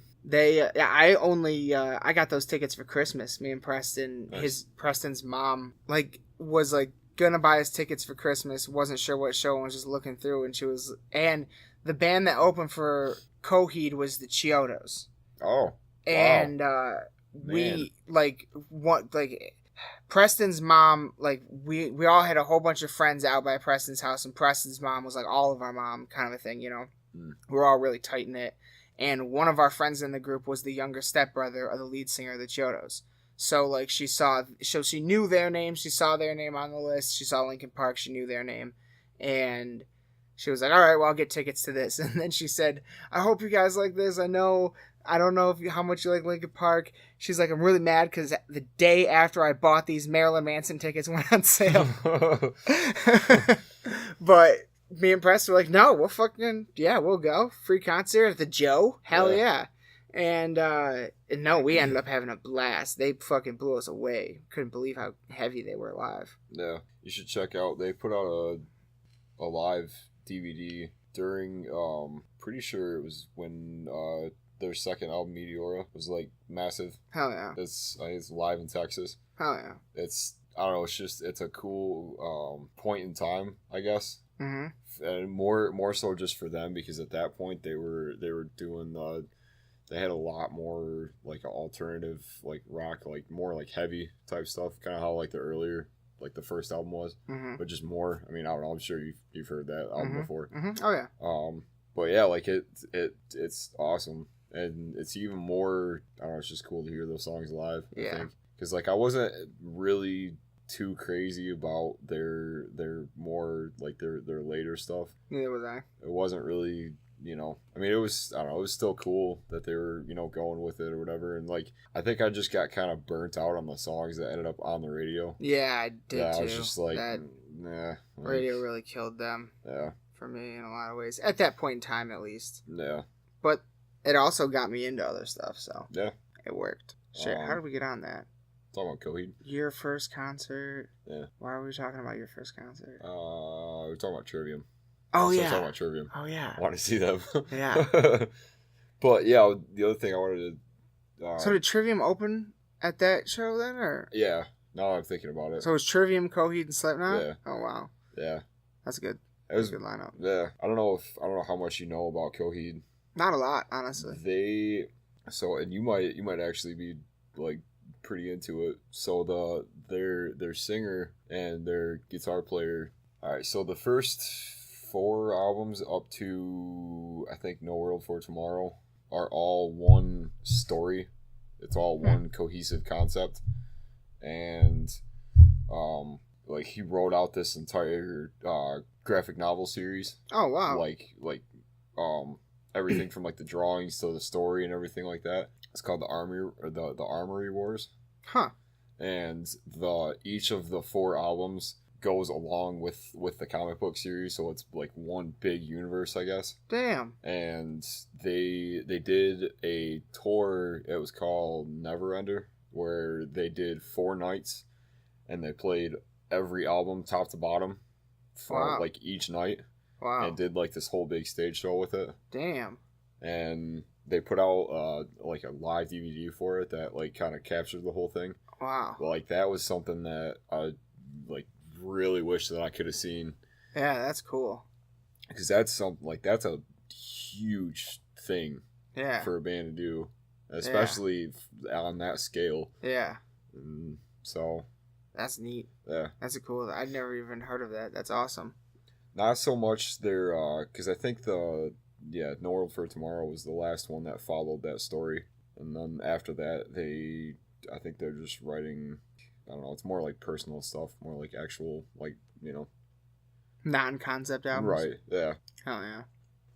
So yeah, they're awesome. I only got to see any of that. Yeah. Yeah. Definitely, it adds a cool, like, because he figured a lot of people when they hear the name of that band, they either think Guitar Hero or Rock Band or whatever, think Welcome Home and stuff. But it's like that song is like doesn't even cover it as far as like what they're like, how good of a band they actually are, and like how like I mean, that's usually the case. Right, yeah. I would say the same thing about the song Symphony of Destruction for Megadeth. Yeah. It's like, if you've never heard fucking Hangar 18 or Holy Wars, then you're missing out. Yeah. God, I love Holy Wars. Any of those 4 albums, really. Hell yeah. I'll have to look into that DVD. I'll check that out. I got Flight 666 on the way. I'm especially excited about that. Dude, I want to learn how to fly a plane. I know. Like, right? Dude, that, like, it just gets me because, like, at that point, you're set. Mm-hmm. You can go anywhere and do anything. Mm-hmm. Like, you can play anywhere. Yep. In the middle of, like, nowhere. Yep. As long as you can land a plane there. Yeah. You can play there. I saw, there's a pretty lengthy, I don't know which one it is, but there's a Iron Maiden documentary on YouTube, and it's broken up into, like, a million different parts. I haven't gotten through it all yet, but it is very interesting. It's not like I never had a clear picture on like where a lot of the ideas and stuff were coming from, and the documentary kind of like goes into a lot of it and stuff like that. And but like honestly, the main part that I'm in at the moment is just like the early years. So it's all just, a bunch of stuff I didn't know about the formation of the band and different incoming and outgoing members and stuff like that. And it's pretty interesting. I still need to check out Samson, Bruce Dickinson's first band, or band before Iron Maiden at least. It's funny. I'm not sure if they're still a band or not, but his son sings for, I could be wrong about this, but I think they're called From Rise to Ruin. Okay. And it's just weird, like, chain of events that happened for me to, like, be at the show, but, like... You saw them? The first Warped Tour that I was at, I had no idea who they were and stuff, and, like, I remember looking them up, because, like, for some reason, like, the name just sounded familiar to me, and then I think I remembered seeing I think it was either the Headbangers Journey or something like that, but he was wearing one of their shirts. No I shit. was like, so Bruce was wearing one of his son's shirts. Yeah, that's what I was trying to say. And so The yeah, one where it's like this, it's like the horns, but it's just a hand. That's what he's wearing in Headbanger's Journey, at least, I think. maybe, I don't know. Huh. I think it's got like the flag on it or something. Huh. So yeah, I was like, why have I? Why? And then like they went on stage and stuff, and I was like, yo, like. Huh. All of his like stage stuff and like the bantering in between everything and like it was like it's like a little burst. Yeah, That's it awesome. was insane. Like I was up front for it because it was. I think we were waiting for Every Time I Die to start, and it was like we may as well just stick around here because it was like we're up front and everything. And so yeah, it was like it was just cool to see because like you could every like just all of his mannerisms, like the way that he addressed the crowd and stuff, and it was like. It was just cool. Did he say "Scream for me"? Yeah. Yes. Well, like he actually like did some like high screams and like other stuff like that. Like it was cool. Hell yeah! I'll have to check that out. I don't know if they ever actually, because I know that they released a little bit of music and stuff, and I think they put out an album around that time too. One time when I saw him, I think like Steve Harris's daughter was in a band and they opened for Iron Maiden. Yeah, something like that. That's like first time I saw Iron Maiden, Bullet for My Valentine open for him. That was cool. It was crazy. Yeah. I was like, this doesn't make sense. What? I always kind of forget about that band. I used to be into them. Yep. They had a song I liked. I don't remember what it was. They had a lot of singles off the first. I think it was The Poison, or something like that. Yeah, I don't remember. Yeah. They had there was one of their songs that was pretty heavy that I liked. Yeah. And that was the only one I'd ever heard, I think, to date. I didn't like the fact that the name Valentine was in the name. I was like, at that point in time, I needed something a little darker. Right, yeah, I don't know. I always kind of felt like that the name didn't really match the sound of it. And it always just neither does fucking Parkway Drive, though. Yeah. But it makes sense. Yeah. At least. I don't know, they did come around at a time where, like, the MySpace era bands. Exactly. Yeah, that was... In the mid-2000s. Yeah. Or the mid-early 2000s. 2005 era. Yeah. But at the same time, that's also when Are You Dead Yet? And Ashes of the Wake and maybe Fury of Our Maker's Hand. I think Fury of Our Maker's Hand. Yeah. Yeah. Like, there was some gold coming out those years. Holy fuck. 2004 and 5 in there. 13 years ago. And they weren't on... I mean, maybe they were, but I didn't find those bands through MySpace. Yeah. I don't know how I came across all that. Preston showed me most of it. Because he would fucking... In the early days, he would, find shit on YouTube that nobody else could. It's crazy. That used to be, you used to have to know how to find them. Because there was no categories. There was just a front page, and you just, Yep. There's no, keyword search. Yeah. You had to dig through the trenches. What were we talking about the other day? It was we were talking about albums that came out in 2004. Okay. Because I think I brought up My Chemical Romance. Oh, when we were talking on Facebook. Yeah. And I was like, because I still, there's a part of me that will absolutely never get tired of their three early albums. Because I don't know, it was just because that was, I don't know, they were, like I said, next to Green Day. I think they were one of the first bands that I got crazy into and stuff. Yeah. And I was saying something about the Three Cheers for Sweet Revenge came out in 2004, and I was like, oh well, so did In American Love and Death Idiot by The Used, and American Idiot and stuff. And then I kind of did the math, and I was like, I was 10 years old when all of that came out. Ashes of the Wake came out that year and stuff. Yep. And I was like, man, I didn't get into Ashes until after Sacrament was already out. But yeah, I didn't either. I'd heard Laid to Rest a couple of times, but it didn't really, I wasn't... Ashes was the first one that got... I had heard, Walk With Me in Hell a couple times and it didn't catch, but when I heard Laid to Rest and Hourglass, I was like, oh, got something here. Yeah, and then, it's it's weird because, music is kind of one of those things that, it does, I mean, well, I don't know, I guess it does age. Sonically it ages. as far as like, like tonality and, how polished things are and like, the sound of everything. But like, it's one of those things that's like, like you remember exactly where you were when you heard something for the first time, and like it's some of it, yeah. Yeah, like it stays with you, and then all of a sudden it's like you're still listening to the same albums you were listening to like 10 years later, 20 years later. But it seems like you just picked it up yesterday, Yep. And yeah, I don't know, it just yeah, I don't know, like that's just kind of like a crazy realization I had the other day. You want to go down that rabbit hole for a minute? Yeah. Because if you think about it like this, so in like astrophysics, they talk about how human beings are made of star stuff, which is what everything's made out of. What that refers to is the fact that the building blocks of our cells that make up everything in our body and everything, every piece of matter, are the exact same building blocks that make and are born in the heart of stars and make stars. So we are literally made out of the same things that stars are made out of. And that's basically also the things that the whole universe is made out of. So we are physical, conscious embodiments of the universe. Literally, we are the universe because we're made of it. Literally made of from the exact same ingredients. You just cook one a little bit longer and you get a human instead of a universe kind of a thing or something, Yeah. So, and I've heard somebody else say, it was someone brilliant, like someone like Neil deGrasse Tyson or something like that, or Carl Sagan or something. But it's like we are the universe's way of observing itself.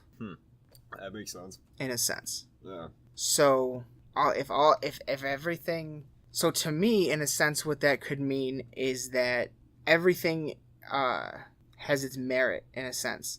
Like, if you look at it as, like, we are embodiments of the same universe, we're just, like, different sides of it. You know what I mean? Like, I don't know, I just thought of this, like, 2 days ago, so I haven't had time to really get there. But it's like, it makes sense to me. It makes it make more sense to me for some reason that not everybody likes everything. Like, so not everybody likes heavy metal. We're just created from the part of the universe that does, in a sense. And it also gives everything else its merit. So, like, everything I think is shit and absolute fucking garbage, if it makes somebody feel the way I feel when I listen to metal, then it has its merit, it has its importance, and that's critical. That's very good. That's a very good thing. Because it's what that part of the universe likes. And music, all it is vibrations. All music is. Everything about the music, even the voice, is just vocal cords vibrating. All sound is pretty much just vibrations, but especially music is just vibrations. So, and we know that vibrations affect matter. And we also know that when you listen to music that you like, endorphins are released in the brain. So it literally has a physiological effect to make you happy. That makes sense. So it's just kind of like, it's almost kind of like another piece of the puzzle in something we talked about way back when I was talking about the possibility of the metal gene. When we're talking about how, like, twins who grow up in different total environments and meet later have like the same life. And it, that could suggest that the things we like, our quote-unquote preferences or opinions on things, could be somewhat based on our genetics. And so there could be a metal gene. Like, there's a gene, we have a gene in us that makes us like more extreme sounds and vibrations. And maybe that's has something to do with because we're made from the fucking universe. I don't know. I was just a little rabbit hole. It's a stretch, but yeah. No, I get what you're saying. Yeah, see, in my head, it's not as much of a stretch. I just can't put it into words yet. I don't have the right sentences yet. Let me work on it. I'm getting there. But anyway, yeah. So no, you bringing that up just made me think of that because I was thinking about it earlier. I mean, I could, yeah. And I was actually thinking about that. As you were talking about it, as far as like the genetic thing and like the all that stuff. Metal gene. That's something I like that idea. Yeah, 'cause I've been like ever since we talked about that, I don't know. It's just I can't help but like not think about it sometimes. It kind of, I mean, if things like opinions and preferences are linked to genetics, then they're starting to think that phobias are like extreme phobias and are linked to genetic memory. Genetic memory is apparently a real fucking thing, which is insane. Yeah. Like, what? The idea is like someone, like your great-great-grandfather got bit by a spider, so now you have a real phobia of spiders. Yeah. That's fucking insane. Like, or, if you have ancestors that experienced famine, you're more likely to be overweight. Like, what the fuck? Like, crazy stuff. Yeah, that's crazy stuff. Like, there's stuff going on in the genetics that, like, we don't have a good grasp on genetics, as good of a grasp as I thought we had, at least.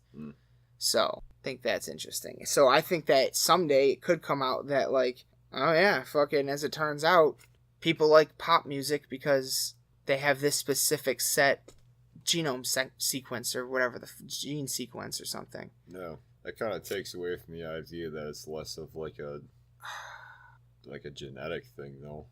But how then do you kind of, and how do you explain stuff that, like, almost literally every human likes? Like the Avengers. Like, even if you don't like comic book movies, even if you're tired of it all and it's oversaturated now and it's blah, blah, blah, this and that, and if you've never been into them or whatever, you can't sit down and watch fucking Infinity War and tell me that, like, even if you didn't like this story or whatever, you can't tell me that it doesn't look incredible. Like, just turn off the sound if you don't like the story. Just look at it. No. Would you look at it?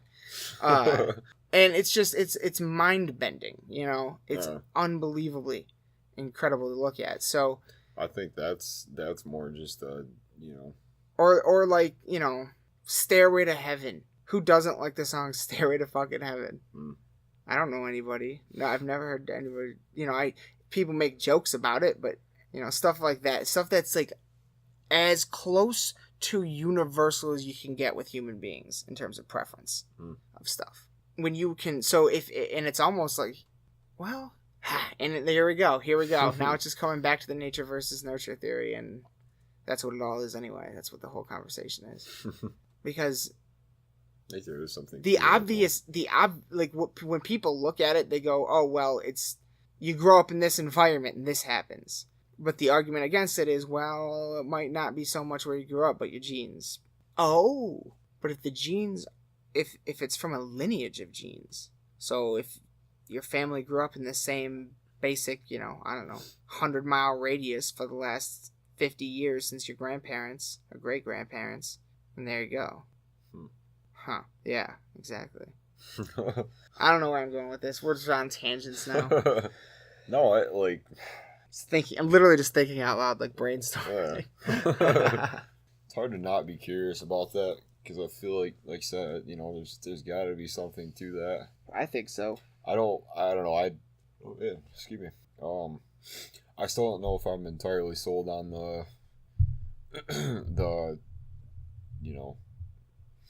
whole, like, your music taste and like the things that you're into are genetic. Like, I still kind of throw that idea around a little bit. I don't know, dude, because it's just then I'm not saying that it's because of genetics, but there's some reason why up to the point when I first started listening to heavy metal and understanding it, nothing else grabbed me the way it did. Nothing. No other form of music that I ever heard. And my parents were into all kinds of other forms of music, so I had heard a bunch of shit from blues to what's on the radio from 1992 on, fucking whatever, you know what I mean? Dad loved Tom Petty. The only quote-unquote metal band my dad ever liked was Kiss. So, I heard all kinds of fucking different shit, and nothing, I couldn't identify with any of it until I heard metal. So I feel like almost every metalhead has that exact same story. Like, not a lot of people were raised in a house of metalheads. You know what I mean? I wasn't. Except for the rare few except for if we ever have kids. You know what I mean? Like, Fucking our kids would be, but shit, who knows? We weren't. And I don't feel like most people are. So most people have that story where it's like, yeah, I didn't like anything until I heard heavy metal when I was a young teenager. Why? Why does none of the other sets of vibrations that other artists are putting out there in the form of music affect us physiologically the way that heavy metal did, especially at a young age? I was never a wild child, you know what I mean? Like, I was always well behaved and never, like, acted out and never did anything. Like, I was never, like, unhappy at all, or, like, I was good. I was just good, you know what I mean? Like, I was just a kid fucking watching Disney movies and hanging out, like, you know what I mean? So, but I was never passionate about any one thing until I got into heavy metal. And I feel like there's a reason behind that. You know, in a way, I feel like it's like if the environment was going to be a factor, I'd have been into something else. Right. Yeah. Because I had no heavy metal in my environment at all. Yeah. No. I didn't either. And I other than the very simple, basic, logical, real answer of it's just cool. I just like it because it's cool. Like, I don't really, right, but but there has to be like a deeper. It's cool to us. Yeah. It's not cool to, like, most people. Yeah. So why? Just cause, I don't know, like. No, not just cause. Question everything, Aaron. Yeah. And then I'd formulate your theory and then test your hypothesis. No, I don't know. Like, I think it might have something to do with it, but I'm still playing with the idea. No. Definitely. I think it's really interesting, and I think somebody should look into it. One of my favorites, I can't remember what fucking university it was, but some university did a study on music. I think I've told you about this before, but it's like, every time I think about it, it just makes me laugh. It's so funny. All right. So they had a maze set up with rats. They were doing a rat maze. And they wanted to see what effect music had on the rat's ability to get through the maze and get to the cheese. They did it with classical music, rap music, pop music, and heavy metal. And I think for the heavy metal, they use, like, Slayer. And the rats, like, eat each other or something. Like, fucking the classical one did it like, oh yeah, and they had a control, obviously. Yeah. So the control did it. Classical one did it faster than the control. Pop music did it like about the same, but I think it was a little bit slower. Rap music did it like significantly slower, and the heavy metal ones killed each other before they got to the cheese. Yeah, I heard about that.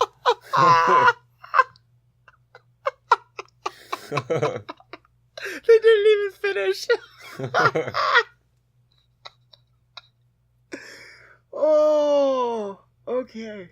God, I don't know why that makes me laugh so much. It's just so metal. Like, that's so... I mean, it only makes sense, really. Like, I mean, I certainly don't like... Guess it's just what happens. But see, here... Slayer's never made you want to eat people? Not really. Not particularly. It blows my mind. But, there is my lizard, one of the breeders of her species that I follow on Facebook is actually the one I'm in regular contact with is a big metalhead. And the one on that's on Facebook and stuff is into heavy music. And I remember in one of his like videos or something like that, he said how he like every morning when he's in like the room like feeding all of it, he's a breeder, so he's got a ton of stuff, and when he's in the room in the morning doing the work, he plays heavy metal, and all the lizards love it. So like, fuck yeah. Nice. But yeah, I love that. I just think it's hilarious. I don't know if you've ever there was a time when I think I was like, I'm pretty sure it was like 8th grade. It doesn't. I mean, I don't know. I guess it kind of loops into the last thing we were talking about with the rats and stuff. But like, so yeah, I was in 8th grade or whatever, and I was for whatever reason, I convinced the teacher that I just wanted to play some music or whatever. She's like, all right. So I had, pretty sure it was like As LA Dying or something like that. Like one of their more like heavier ones that I was pretty into at the time. And like, have you ever like been somewhere and like subjected people to it? Yeah. That aren't really into it. Yep. Just to like kind of see what happens. Yep. Dude, it didn't take but like, well, I don't know, like 2 or 3 songs in. And they let you get more than a song. Yeah.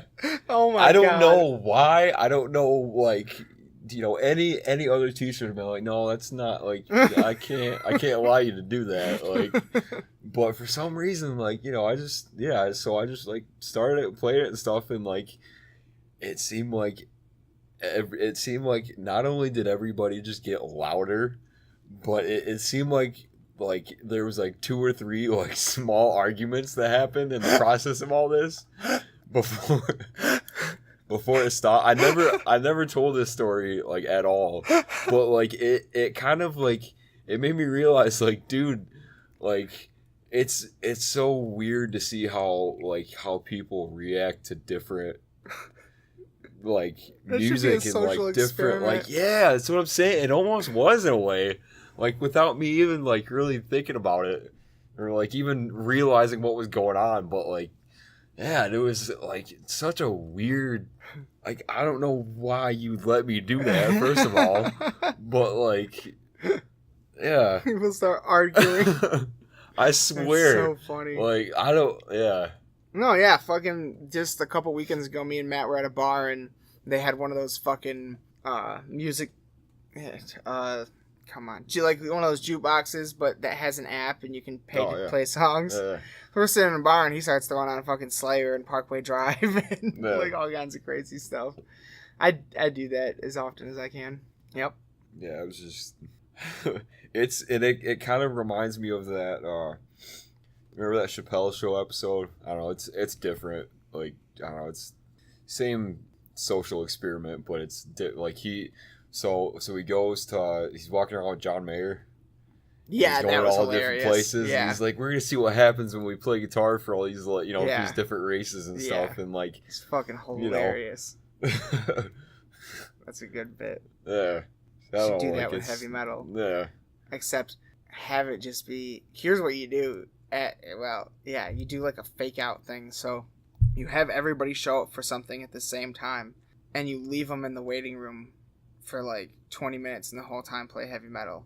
And then so while they think they're waiting is when the experiment is actually taking place. Yeah. And then you have them come in and just do some bullshit. There's gotta be something to it. Like, I mean, aside from, you know, the obvious, like, you know, it just apparently just makes people angry. I mean, like, it's a form of something that is extreme. Yeah. So it has a more extreme effect on people, and for some reason, some people it makes them angry. Yeah. And for some people, it releases large amounts of endorphins and makes you feel like you're the god. Yeah. So, I just at some reason like, and I hadn't thought about that up until this point. So That's hilarious. Just wanted to bring that up because we were talking about it. It just reminded me of it. It's a good story. I mean, they never let us like ever play music in any class really or anything like that. Dude, but that was my. I had a couple of like there was an art class that I did that in because they were like, oh, pick a song and then like you'll play half of it or part of it or whatever and then like you'll make like this, you know, oh my god, representation or whatever. So for the art class, I picked I don't even really remember why. There was some, like, I don't know, I was, alright, so, I don't even remember what the project was or anything like that. I don't even think it mattered. It might have been, like, some collage thing or something. But, like, I picked, Forgiveness is a Six Gun. Oh my god. And they let me play that. And then, like, you know, talk about it and stuff. And then, meanwhile, like, 4 other people played like, you know, Firework, because that was the big thing, like Katy Perry song. Christ. And like wrote something about it, and here's me, like, yeah. So something I'm gonna talk to you about today is by an artist called Devil Driver. Yeah. I did this other thing too that was I like to like, that was always my favorite thing, because like it was like the only thing I was like, whenever we got the chance to do it, I was always like super excited about it, because it was, you know, it was just a chance to you know, try to shock some yeah, people or a like, little bit. yeah, you know, I mean, this is what goes on in my head. When you're like, you know, 16, 17, you're like, I want to like, you know, subject you to this even if you don't want it, because you know, it's just, it's the same idea as like buying like when I talked about buying a Cannibal Corpse album, and I was like, what is the reaction I'm about to get from the kids? Yeah, same thing. Yeah. We had like that's right, I remember, oh man, take me back, some like not like repressed memories, but like stuff I hadn't thought about for a while. But like, we had to do this sign language thing, same art class. So they got to really kind of know me in there. I like to. You're tormenting your art class. We had like this sign language thing that was like, oh, you had to like spell out like the, you know, like, but in sign language they like cut out the hands and stuff, and like, you know, do this, like put it all together, and you had to like pick a word out of like the English language or something. So I chose Carnifex, and Carnifex in Latin means executioner. Oh, Jesus Christ. So like the whole picture was like the word, but it was like flames and like just this weird looking stuff, and like everybody else chose like hope, or like, you know, like life, or like sports, or like sporting teams and stuff, and here's me, like, you know. You picked executioner. No, I picked Carnifex. Yeah, but did you say that's what it means? Yeah.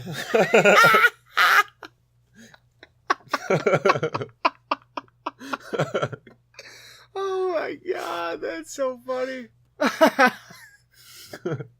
And I'm pretty sure I told, because I don't know, I don't think it was I think the reason I was able to get away with it was because, like, I don't know, I mean, you know, you gotta imagine, like, art teachers and stuff, they're pretty, like, lenient. Yeah. Yep. So she was like into music and stuff, so she kind of got it, you know, as far as like, you know, my interests and stuff, and so that was cool and everything. And like, one more thing about, because like they had this like what was it, like, I think it was called like figure study or something like that, where like they had all these people come in, and like they had like multiple different like acts and stuff, not like acts, but like different things for each night. So like somebody had like acoustic guitar, or somebody who like, I don't know, did a bunch of stuff. And like, that was actually like the very, very first show with my first band. Oh, okay. That was at that school, and it was for that figure study thing. So we played like 3 or 4 songs or whatever, and then afterward, everybody, like, and while we were playing, everybody drew pictures of kind of what was going on and stuff. And then at the end of it, like, you know, like they all kind of like displayed it and stuff. And like some of it was actually really, like, I had a friend of mine that did like this really cool. It was from the, I think I might have a picture of it at my parents' house, that was like a picture of the actual like drawing and stuff. But it was like this cool colored picture of, like, it was from like I guess like the focal point of it was behind me. Okay. Because like that's where they were sitting at, and then like around me was like all these different like color things and stuff, and like the different like members, because I think there was like 4 or 5 of us, and it was just this cool like collage of stuff, and like everybody had their different like perspectives and everything. And but like we were just stupid young kids trying to get people to fucking mosh at this art thing, like, because we had like, I don't know, probably like 10 or 12 of our friends there that were like, you know, like, hey, like, come and like hang out or whatever, and like we played for like half hour at least. Yeah, so it was fairly lengthy. Like, you know, we had a long time. I don't think we only had like 4 or 5 songs at the time. Well, like, oh, that's awesome. Yeah. Every fucking I never did anything like that. No, fucking closest I ever really got to anything like that, any of that, was like every opportunity I had in any class to do a project where I could somehow turn it into just doing a project about a band. Yeah. I took that opportunity. Yeah, I did. It was usually Iron Maiden. But Oh, yeah, and then we had a it was a video production class, and every day we would do the morning announcements. Everybody would have their different like groups and stuff. So so one day it was like group A, like one week, or like, you know, it was like group A, and then they would like, you know, like read the announcements and stuff, and then like somebody had the chance to do and I guess I don't really think about it, but like, you know, some like, so everybody had their different roles and stuff. So like someone was like camera A or camera B and stuff. And yeah. So I think we did that too. Yeah, and then I actually like kind of learned a lot from it as far as like wanting to go into video and stuff, because we had to do this like every week. I think every Friday they had a show, and like they would take, I think it was like before lunch or something, like group A would put together this like 15-minute show or whatever that was like different like skits and stuff. I was never really in any like the skits or anything. So yeah, that kind of, actually thinking about it now, kind of like got me like some more interest in video and stuff. But like, so back to the morning announcement thing.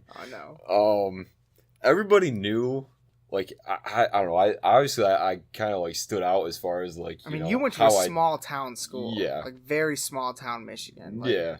So you were probably one of, if not the only metalhead there. I was, yeah. Like I had a couple of friends that were pretty into it, but as far as that, like, you guys were it. Yeah. Yeah. And so people knew who I was, but like they didn't really, like, because I was. Yeah. So yeah. So with that, you could always tell when I was doing the sound for the day, because you had to pick like a song to roll in the broadcast with and to roll it out.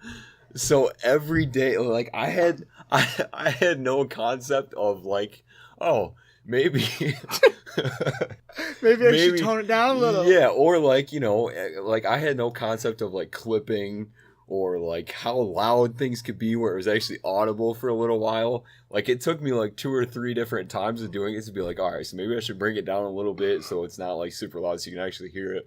So like I'm sure I chose like Dimmu a couple of times and like Devil Driver, and like it was like short, like 30-second like roll-ins and roll-outs and stuff, and like we would play them at the end of the day and stuff, and like it was so funny to leave early and start walking down the hallway, and then all of a sudden, like all the TVs and stuff in the classrooms would be on, and all of a sudden you would just hear this this like sound of like the song that I picked. I'm just thinking for the about day. The intro to that one song off Death Cult Armageddon. Yeah. It's like, dun, dun, dun, dun, dun. Yeah, it was stuff like that, like, yeah. But like Clouds Over California. Yeah, I probably picked that at one point too. Like that was like the highlight of my week. Why? I'm just trying to figure out why no one in this school went like, can we stop letting him pick music for things? Oh, I'm sure I probably pissed off a lot of like teachers and like other people and stuff. Why is no one saying anything about this? Why are we just letting this happen? The cool part about it was the teacher of that class was so into like, because like I don't know, everybody, like I was, at that point I had done like, because we had like talent shows and stuff and things that, like any other time, because I wasn't really into a whole lot of like extracurricular stuff. Like I didn't really play sports or anything. And, neither did I. I wasn't, so like I was pretty like, like quiet through most of high school and stuff, but whenever I got the chance to do stuff like that, it was just something for me to like be excited about, and like the teacher kind of took to that, and he was like, giving me more chances to do, he's like, oh, so okay, so you want to do like sound or whatever for the day and stuff, and that was, I guess aside from trying to be like Joe Cool, Mr. like Rebellion, like regular like high school kid, like it actually kind of pushed me to be like, all right, well maybe there's something to this video thing, or you know, maybe I kind of Yeah, it was somebody that wasn't shitting on you for what you were doing. Yeah. It's awesome. That's important, critical, especially at those ages. Yeah. And especially when you get a teacher that's like, this sucks. You're like, well, there goes my interest in this forever. But, like, oh, man, just thinking about it now, like, it didn't, like, now I would probably have, like, switched it up and maybe, like, kept it a little more tame just because of, like, the setting and stuff. But, you know, when you'd have gone crazy. Or, yeah. And I'm pretty sure the other... That was, I don't know. I chose, like, a handful of different things. And so, and probably work. Like, you could play a song with swearing in it because nobody could understand the lyrics. Yeah.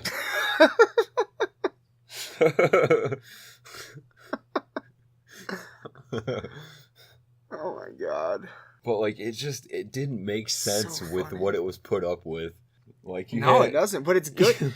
You know, it's good that they didn't. Like, more power to them for that. Like, just let it be. Yeah. Not hurting anything. Yeah. Just let it be. It's fine. And it was, I don't know, instead of, why make a mountain out of a molehill? You know? I don't know, they kind of called your bluff. In a sense. Way, yeah. It's kind of the way of calling the bluff of that, you know, angsty metal teenager. Just let him be. Yeah. Wait, what? You're just gonna let him do this? that was kind of the other thing. It was like, I don't know. I was kind of in the position where I never really like messed with anybody.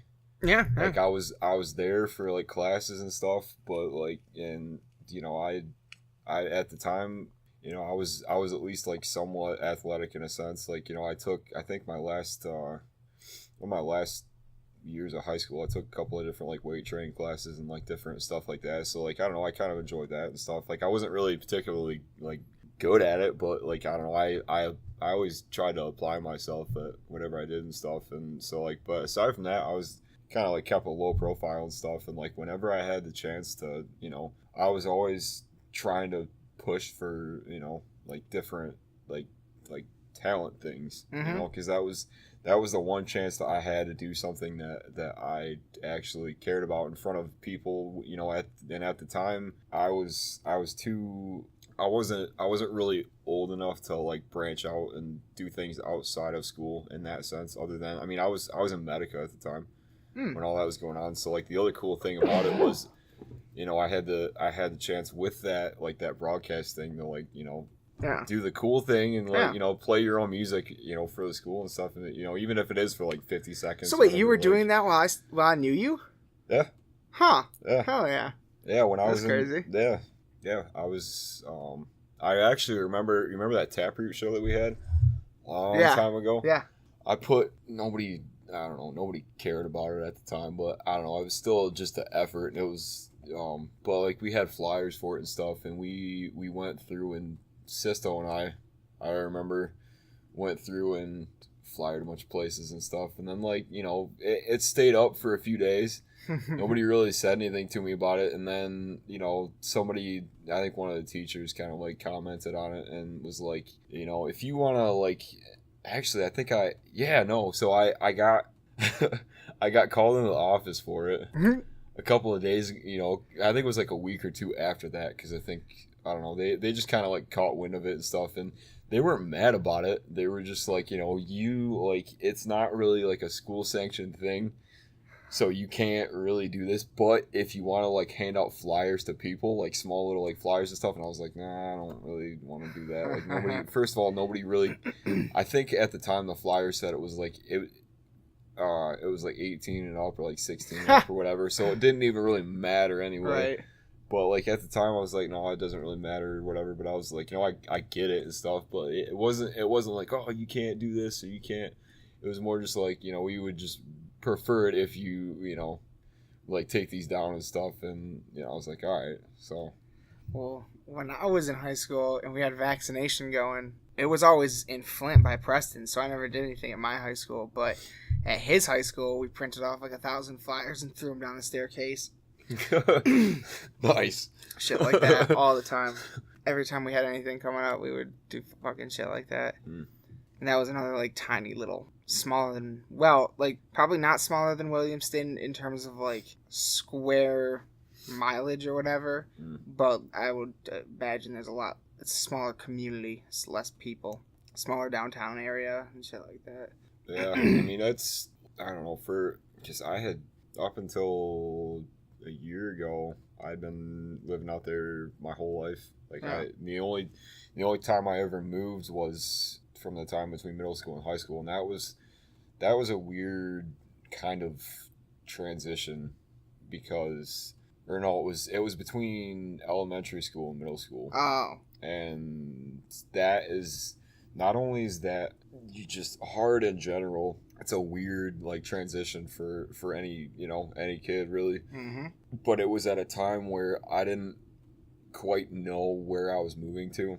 Where were you moving from? Well, it didn't really end up being that big of a deal because I actually moved from the old house, like, and we ended up finding this place that was like walking distance. It was right okay. down the road, so it didn't end up being a big deal. But at the time, like, I was younger, and it was just kind of weird. And like, I remember finishing elementary school. Yeah, and not really being sure and stuff, and so that was just kind of like a weird transition in time and stuff. And but yeah, and I ended up.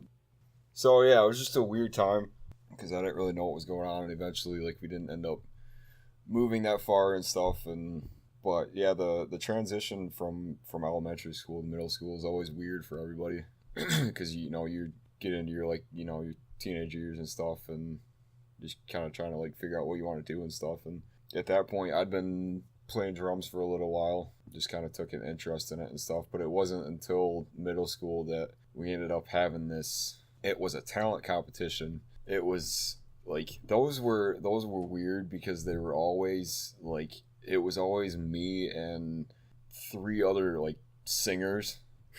And then I don't know, just some like random other stuff. Like, I don't know.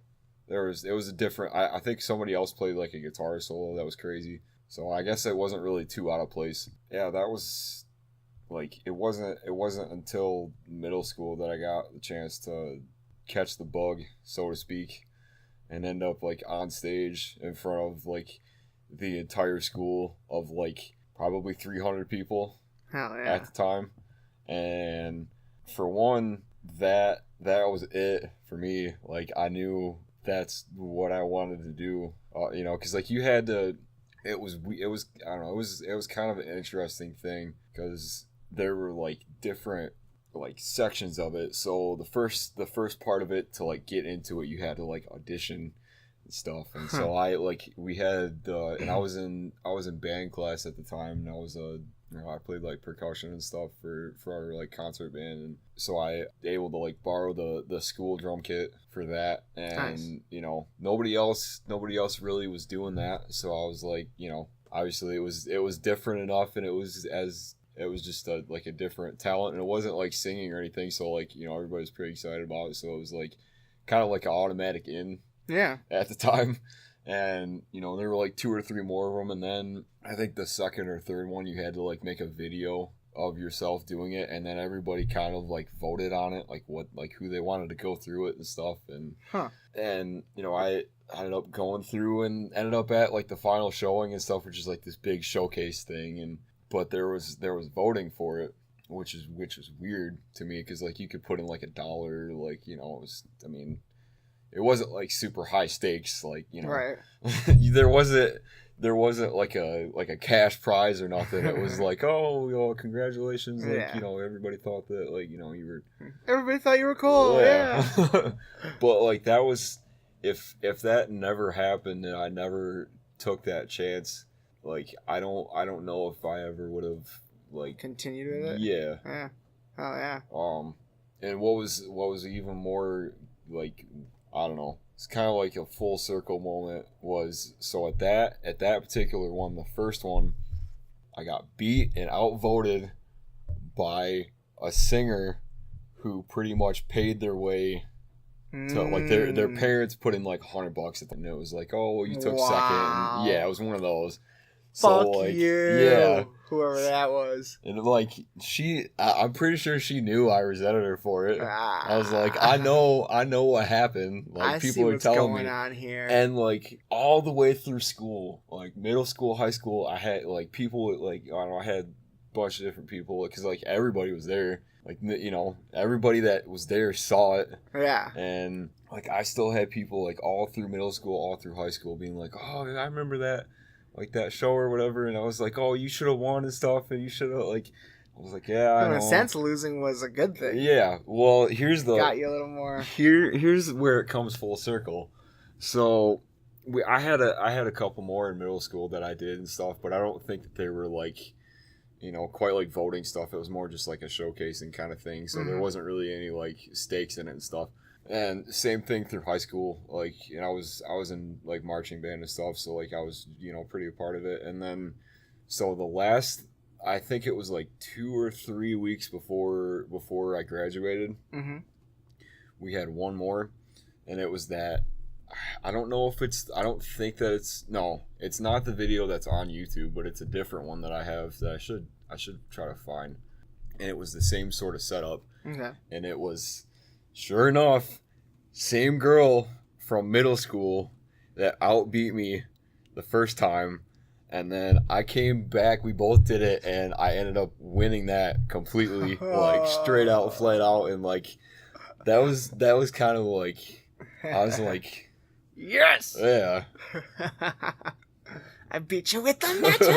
Yeah, it was awesome. Like I put together like, and it was one of those things where like, you know, you had to put it together a couple of times and, you know, like sort of like re-enter it in and stuff, and yeah, I don't know, I just remember just being it's such like a dumb thing because it's like, you know, you think like school talent show, like whatever, like it's not that big a deal, but at the same time, like at the time, that was like the biggest, like one of the biggest things to me. Like I didn't, you know, I wasn't like the big like sports kid or nothing. Like I wasn't like the athlete. Like I wasn't super, like, I don't know, I didn't really excel in school. Like I did okay or whatever, but that was like the one thing that, like, when I had the chance to do it, I, like, you know, I took the advantage of it and fuck yeah, like, you know, made it your bitch. Yeah, that's awesome. So like, you know, and it was just, I'm glad that kind of like what you were talking about with, you know,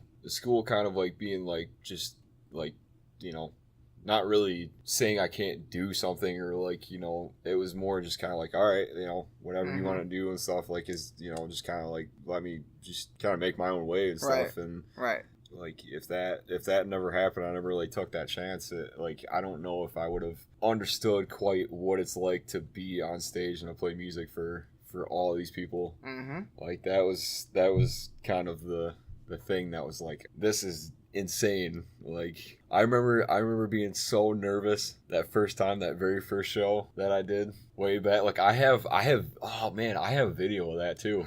The very first one. Oh shit. Like, and the thing that sticks out to me about that was the pedal, the two bass pedals that I had. You know that thing, that bar that connects the two of them. So it's got the two things that you tighten it down with, and so that like it works. Yeah.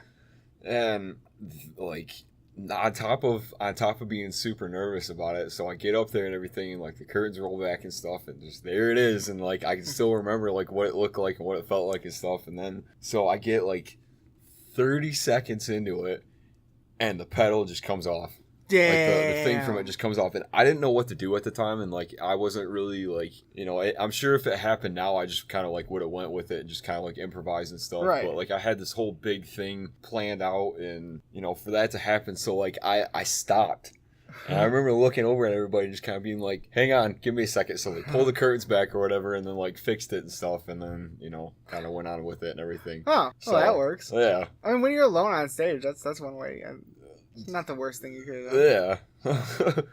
I could have, it could have went way worse than that. Yeah. But yeah, I kind of held it together and stuff. And you probably didn't have a microphone, did you? Yeah. So you couldn't have been like, hold on, my shit just broke. Yeah. So. That's cool. Yeah.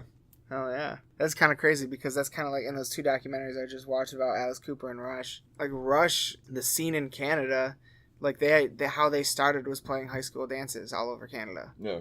And then it was kind of similar with Alice Cooper. He said similar thing that you just said was like one of the first bands that they were in was like a cover band, and I think he played for his high school, and he was like, I need that reaction all the time. Yeah. Like, oh yeah, it was during Beatles Mania, and they were a Beatles cover band, so the place went nuts, and yeah, like that's one of those things that like that's just like it's a way bigger thing now in terms of like being like a defining thing. Like there are certain points in your life where like, things happen and that kind of like make you, you don't realize how much it changed until you look back. Yeah. Like it was huge to me because like it was the first time that I had ever been like exposed to that and stuff.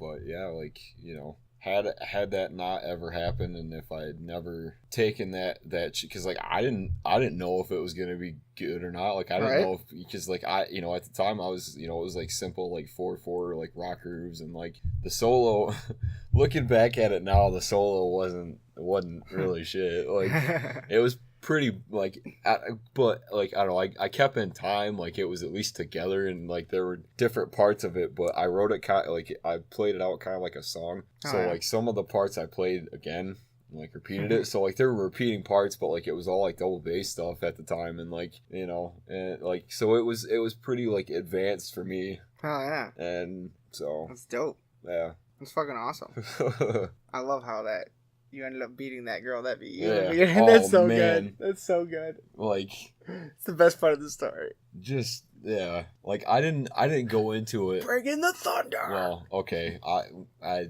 would have said like I didn't go into it with the competition aspect, but I totally did. That senior year of being you're about to graduate. This is it. This is the last one. Like cocky, like wanting I'm to, in like, a band now. Yeah, like I play the loft, bitch. Yeah, like that. Exactly. What do you play? Huge to me. Like, oh man, this is my like Woodstock or whatever. Yeah. Like, like that's awesome. I got something to prove. I'm gonna like, Fuck yeah. So that's a good story. Yeah. I don't have anything like that. I never did anything in high school. I spent all my time in Flint, as much time as I could at least. Did a bunch of shit out there, but I didn't like it here. Yeah, I think it's just more like, because I don't even know why they ended up moving out here. Because like we moved out there before I was born. I may have just been born or whatever. I think they lived out in off Fairview Street before before my time. And so like I didn't really.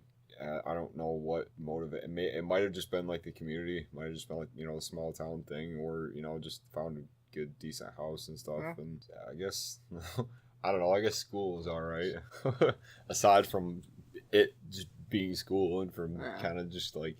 Because, like, I don't know, the weird part about that was it happened, and then for, like, a week straight, I was on, like, this crazy high from it all, like, from both things, and then, it kind of, like, died off or whatever, and, like, it kind of just, like, things just went back to normal, but, like, I don't know, I always, like, it happened. You went out on a high note. Yeah, it happened, so, and then the other, I think the one that ended up on YouTube was from, like, I think that was, like, they had, like, this, when I was in, no, because it wouldn't have been, well, I don't know, it was some like variety show, I guess, and it was like, oh yeah, I remember you telling me about that. Yeah, so like it was, and I think that talent show and then the other one was like 2 weeks apart or something like that. Oh. And then they kind of asked me if I wanted to be a part of it, just kind of do something. I was like, yeah, sure. And then the week after that, it was like graduation, and then it was like, guess what? You're in the real world now. So, here we are. Yep. Here we are. Rocking in the free world. Yep. Can't remember. There was another thing I was going to bring up today, but I don't remember what it was anymore. Oh, sorry. I kind of... No, it's fine. That was good. Took it and ran with that. Fucking next, like we just said, week and a half we got fucking Goat Horror coming to Lansing. Really wish I'd known about that Skeleton Witch in Detroit tomorrow. Especially with Obituary. That's gonna be a good show. Yeah. But Goat Horror, and that same week Cannabis Corpse, and then it's summertime at that point. Yep. Yeah, that Goat Horror show is gonna be cool. Yeah, I'm really looking forward to it. Recorruptor, Throne, and Exploding Zombies. That's gonna be a good show. Recorruptor's awesome. Yeah. Follow them on Instagram. They actually I think it might have been like Clint's birthday or something. I think it was like his 21st birthday or whatever. They played a show the last time they came through with Goat Horror. Oh, hell yeah. So that's awesome. Yeah. Yeah. I'm really psyched for that one, especially since, it's here at home. Yeah. Like we don't have to travel an hour for it. Yeah. Fuck yeah. That's going to be a good time. And I've been, glad that, we're trying to go to more shows and stuff, because that's something I've been trying to do for the last few years, since there's not really too many, big summer things, festival-wise and stuff anymore. I've been trying to, get out to any of them that I can. Yeah. I'm just in a mood where I'm like, I need to go to everything I possibly can. Yeah. And it'll end when it ends, but it hasn't ended yet. So, yeah. Going to it all. I'm going to try to hit everything I can this summer that's coming that I want to see. Wish I would have had the chance to go to that Carnifex tour. Yeah. The big dude, there ended up being 18 bands on that. Damn. And they were all more local bands and stuff. But I'm pretty sure every stop on the tour was like that. Hell yeah. Because Recorruptor played there with them, and I think one of the other bands that we played with all the time. And we're pretty much done with, summer concert announcements, but as soon as July hits, fall and winter announcements are going to start. Yeah. So who the fuck knows who else is going to be coming, hopefully a lot more. Mm. But as of right now, the one I'm really looking forward to is Whitechapel, Black Dahlia Murder. Yeah. That Whitechapel playing This Is Exile all the way through. Mostly because finally get to see Flesh God. Hell yeah. So excited about that. I've been following that, and they played Summer Slaughter 1 or 2 years. They've had multiple stops here, and I haven't had the chance to see them and stuff. And now that it's just stacked. It is a stacked lineup. Versions, Crown, Black Dahlia, Flesh God, Whitechapel, who's the other band? Is Napalm Death gonna be there? No, I don't think so. Oh, Shadow Intent. When is it? 6/10. It's at St. Andrews. So in June? Yeah, June 10th. I might try to go to that. Yeah, like I said, I think most of us... Oh, it's a Sunday? Yeah, that's the other thing that is getting hard to do sometimes is I just wish I would have to wake up super early the next day, because all of these shows that are coming up are falling on the weekday. On weekdays, middle of the week. And Thursday was a struggle. Let me tell you. Because would you sleep for 4 hours that night? Yeah. Yeah. 4.5. I woke up with full intentions of, I'm going to get up and shower and stuff. Nope. Didn't happen. And I didn't end up falling asleep until 1:30. Oh, man. And, yeah. So that's a bit of a... Well, luckily Goat Horror's at home. Yeah. So that'll be good. But, I don't know, I just try to look at it it's something that I enjoy, and it's something that I actually want to do outside. It's worth it. Yeah. The only, I wish that I would have taken the chance and went out to the Hatebreed Acacia at the Machine Strain. Shop. Yeah, that was a good show. Or not because that was sold out. I got tickets for the one at Orbit Room. Oh yeah, that's right. Yeah, I wish. Yeah, because that was I actually really wanted to go to that, because I was kind of hoping to see Hatebreed on that tour. Hatebreed's just always fun. Yeah, and I don't know. I always thought it'd be cool to just be able to talk to Josta for a minute. That'd be insane. Yeah. That'd be fucking unreal. I'd love to do that. I've thought about, and I should do that, because he, beginning every show, he usually does fan questions, or reads Twitter comments, or things like that, and on the Josta podcast. Yeah. Oh yeah. I think I want to send him a song or two. Oh yeah. Just see if he plays it or whatever, because I know that him and the other guy on the X-Man podcast they usually play a song or two. That's cool. So hell yeah, that'd be sweet. Yeah, even if it is just the worst that's gonna happen is just I either have other bands, or just or just no. Yeah. Really. Okay, So, sorry. yeah. Hell yeah, that's the shit. I would do it. Fuck yeah. Well, you want to wrap this up? Yeah. Let's do it. That looks crazy. I can see through it. Hell yeah. All right. Well, we'll be let's say next episode we'll do another album artist one. Yeah. Yeah. All right. So we'll be back next time with album artist, and what did we already say? What were the two? Oh. Lamb of God. Behemoth. No, Maybe. Dimmu. Oh yeah. Lamb of God, Dimmu, and I think I know what the third one. I'll talk about it after, but we'll be back with that next time on Lost in the Dark.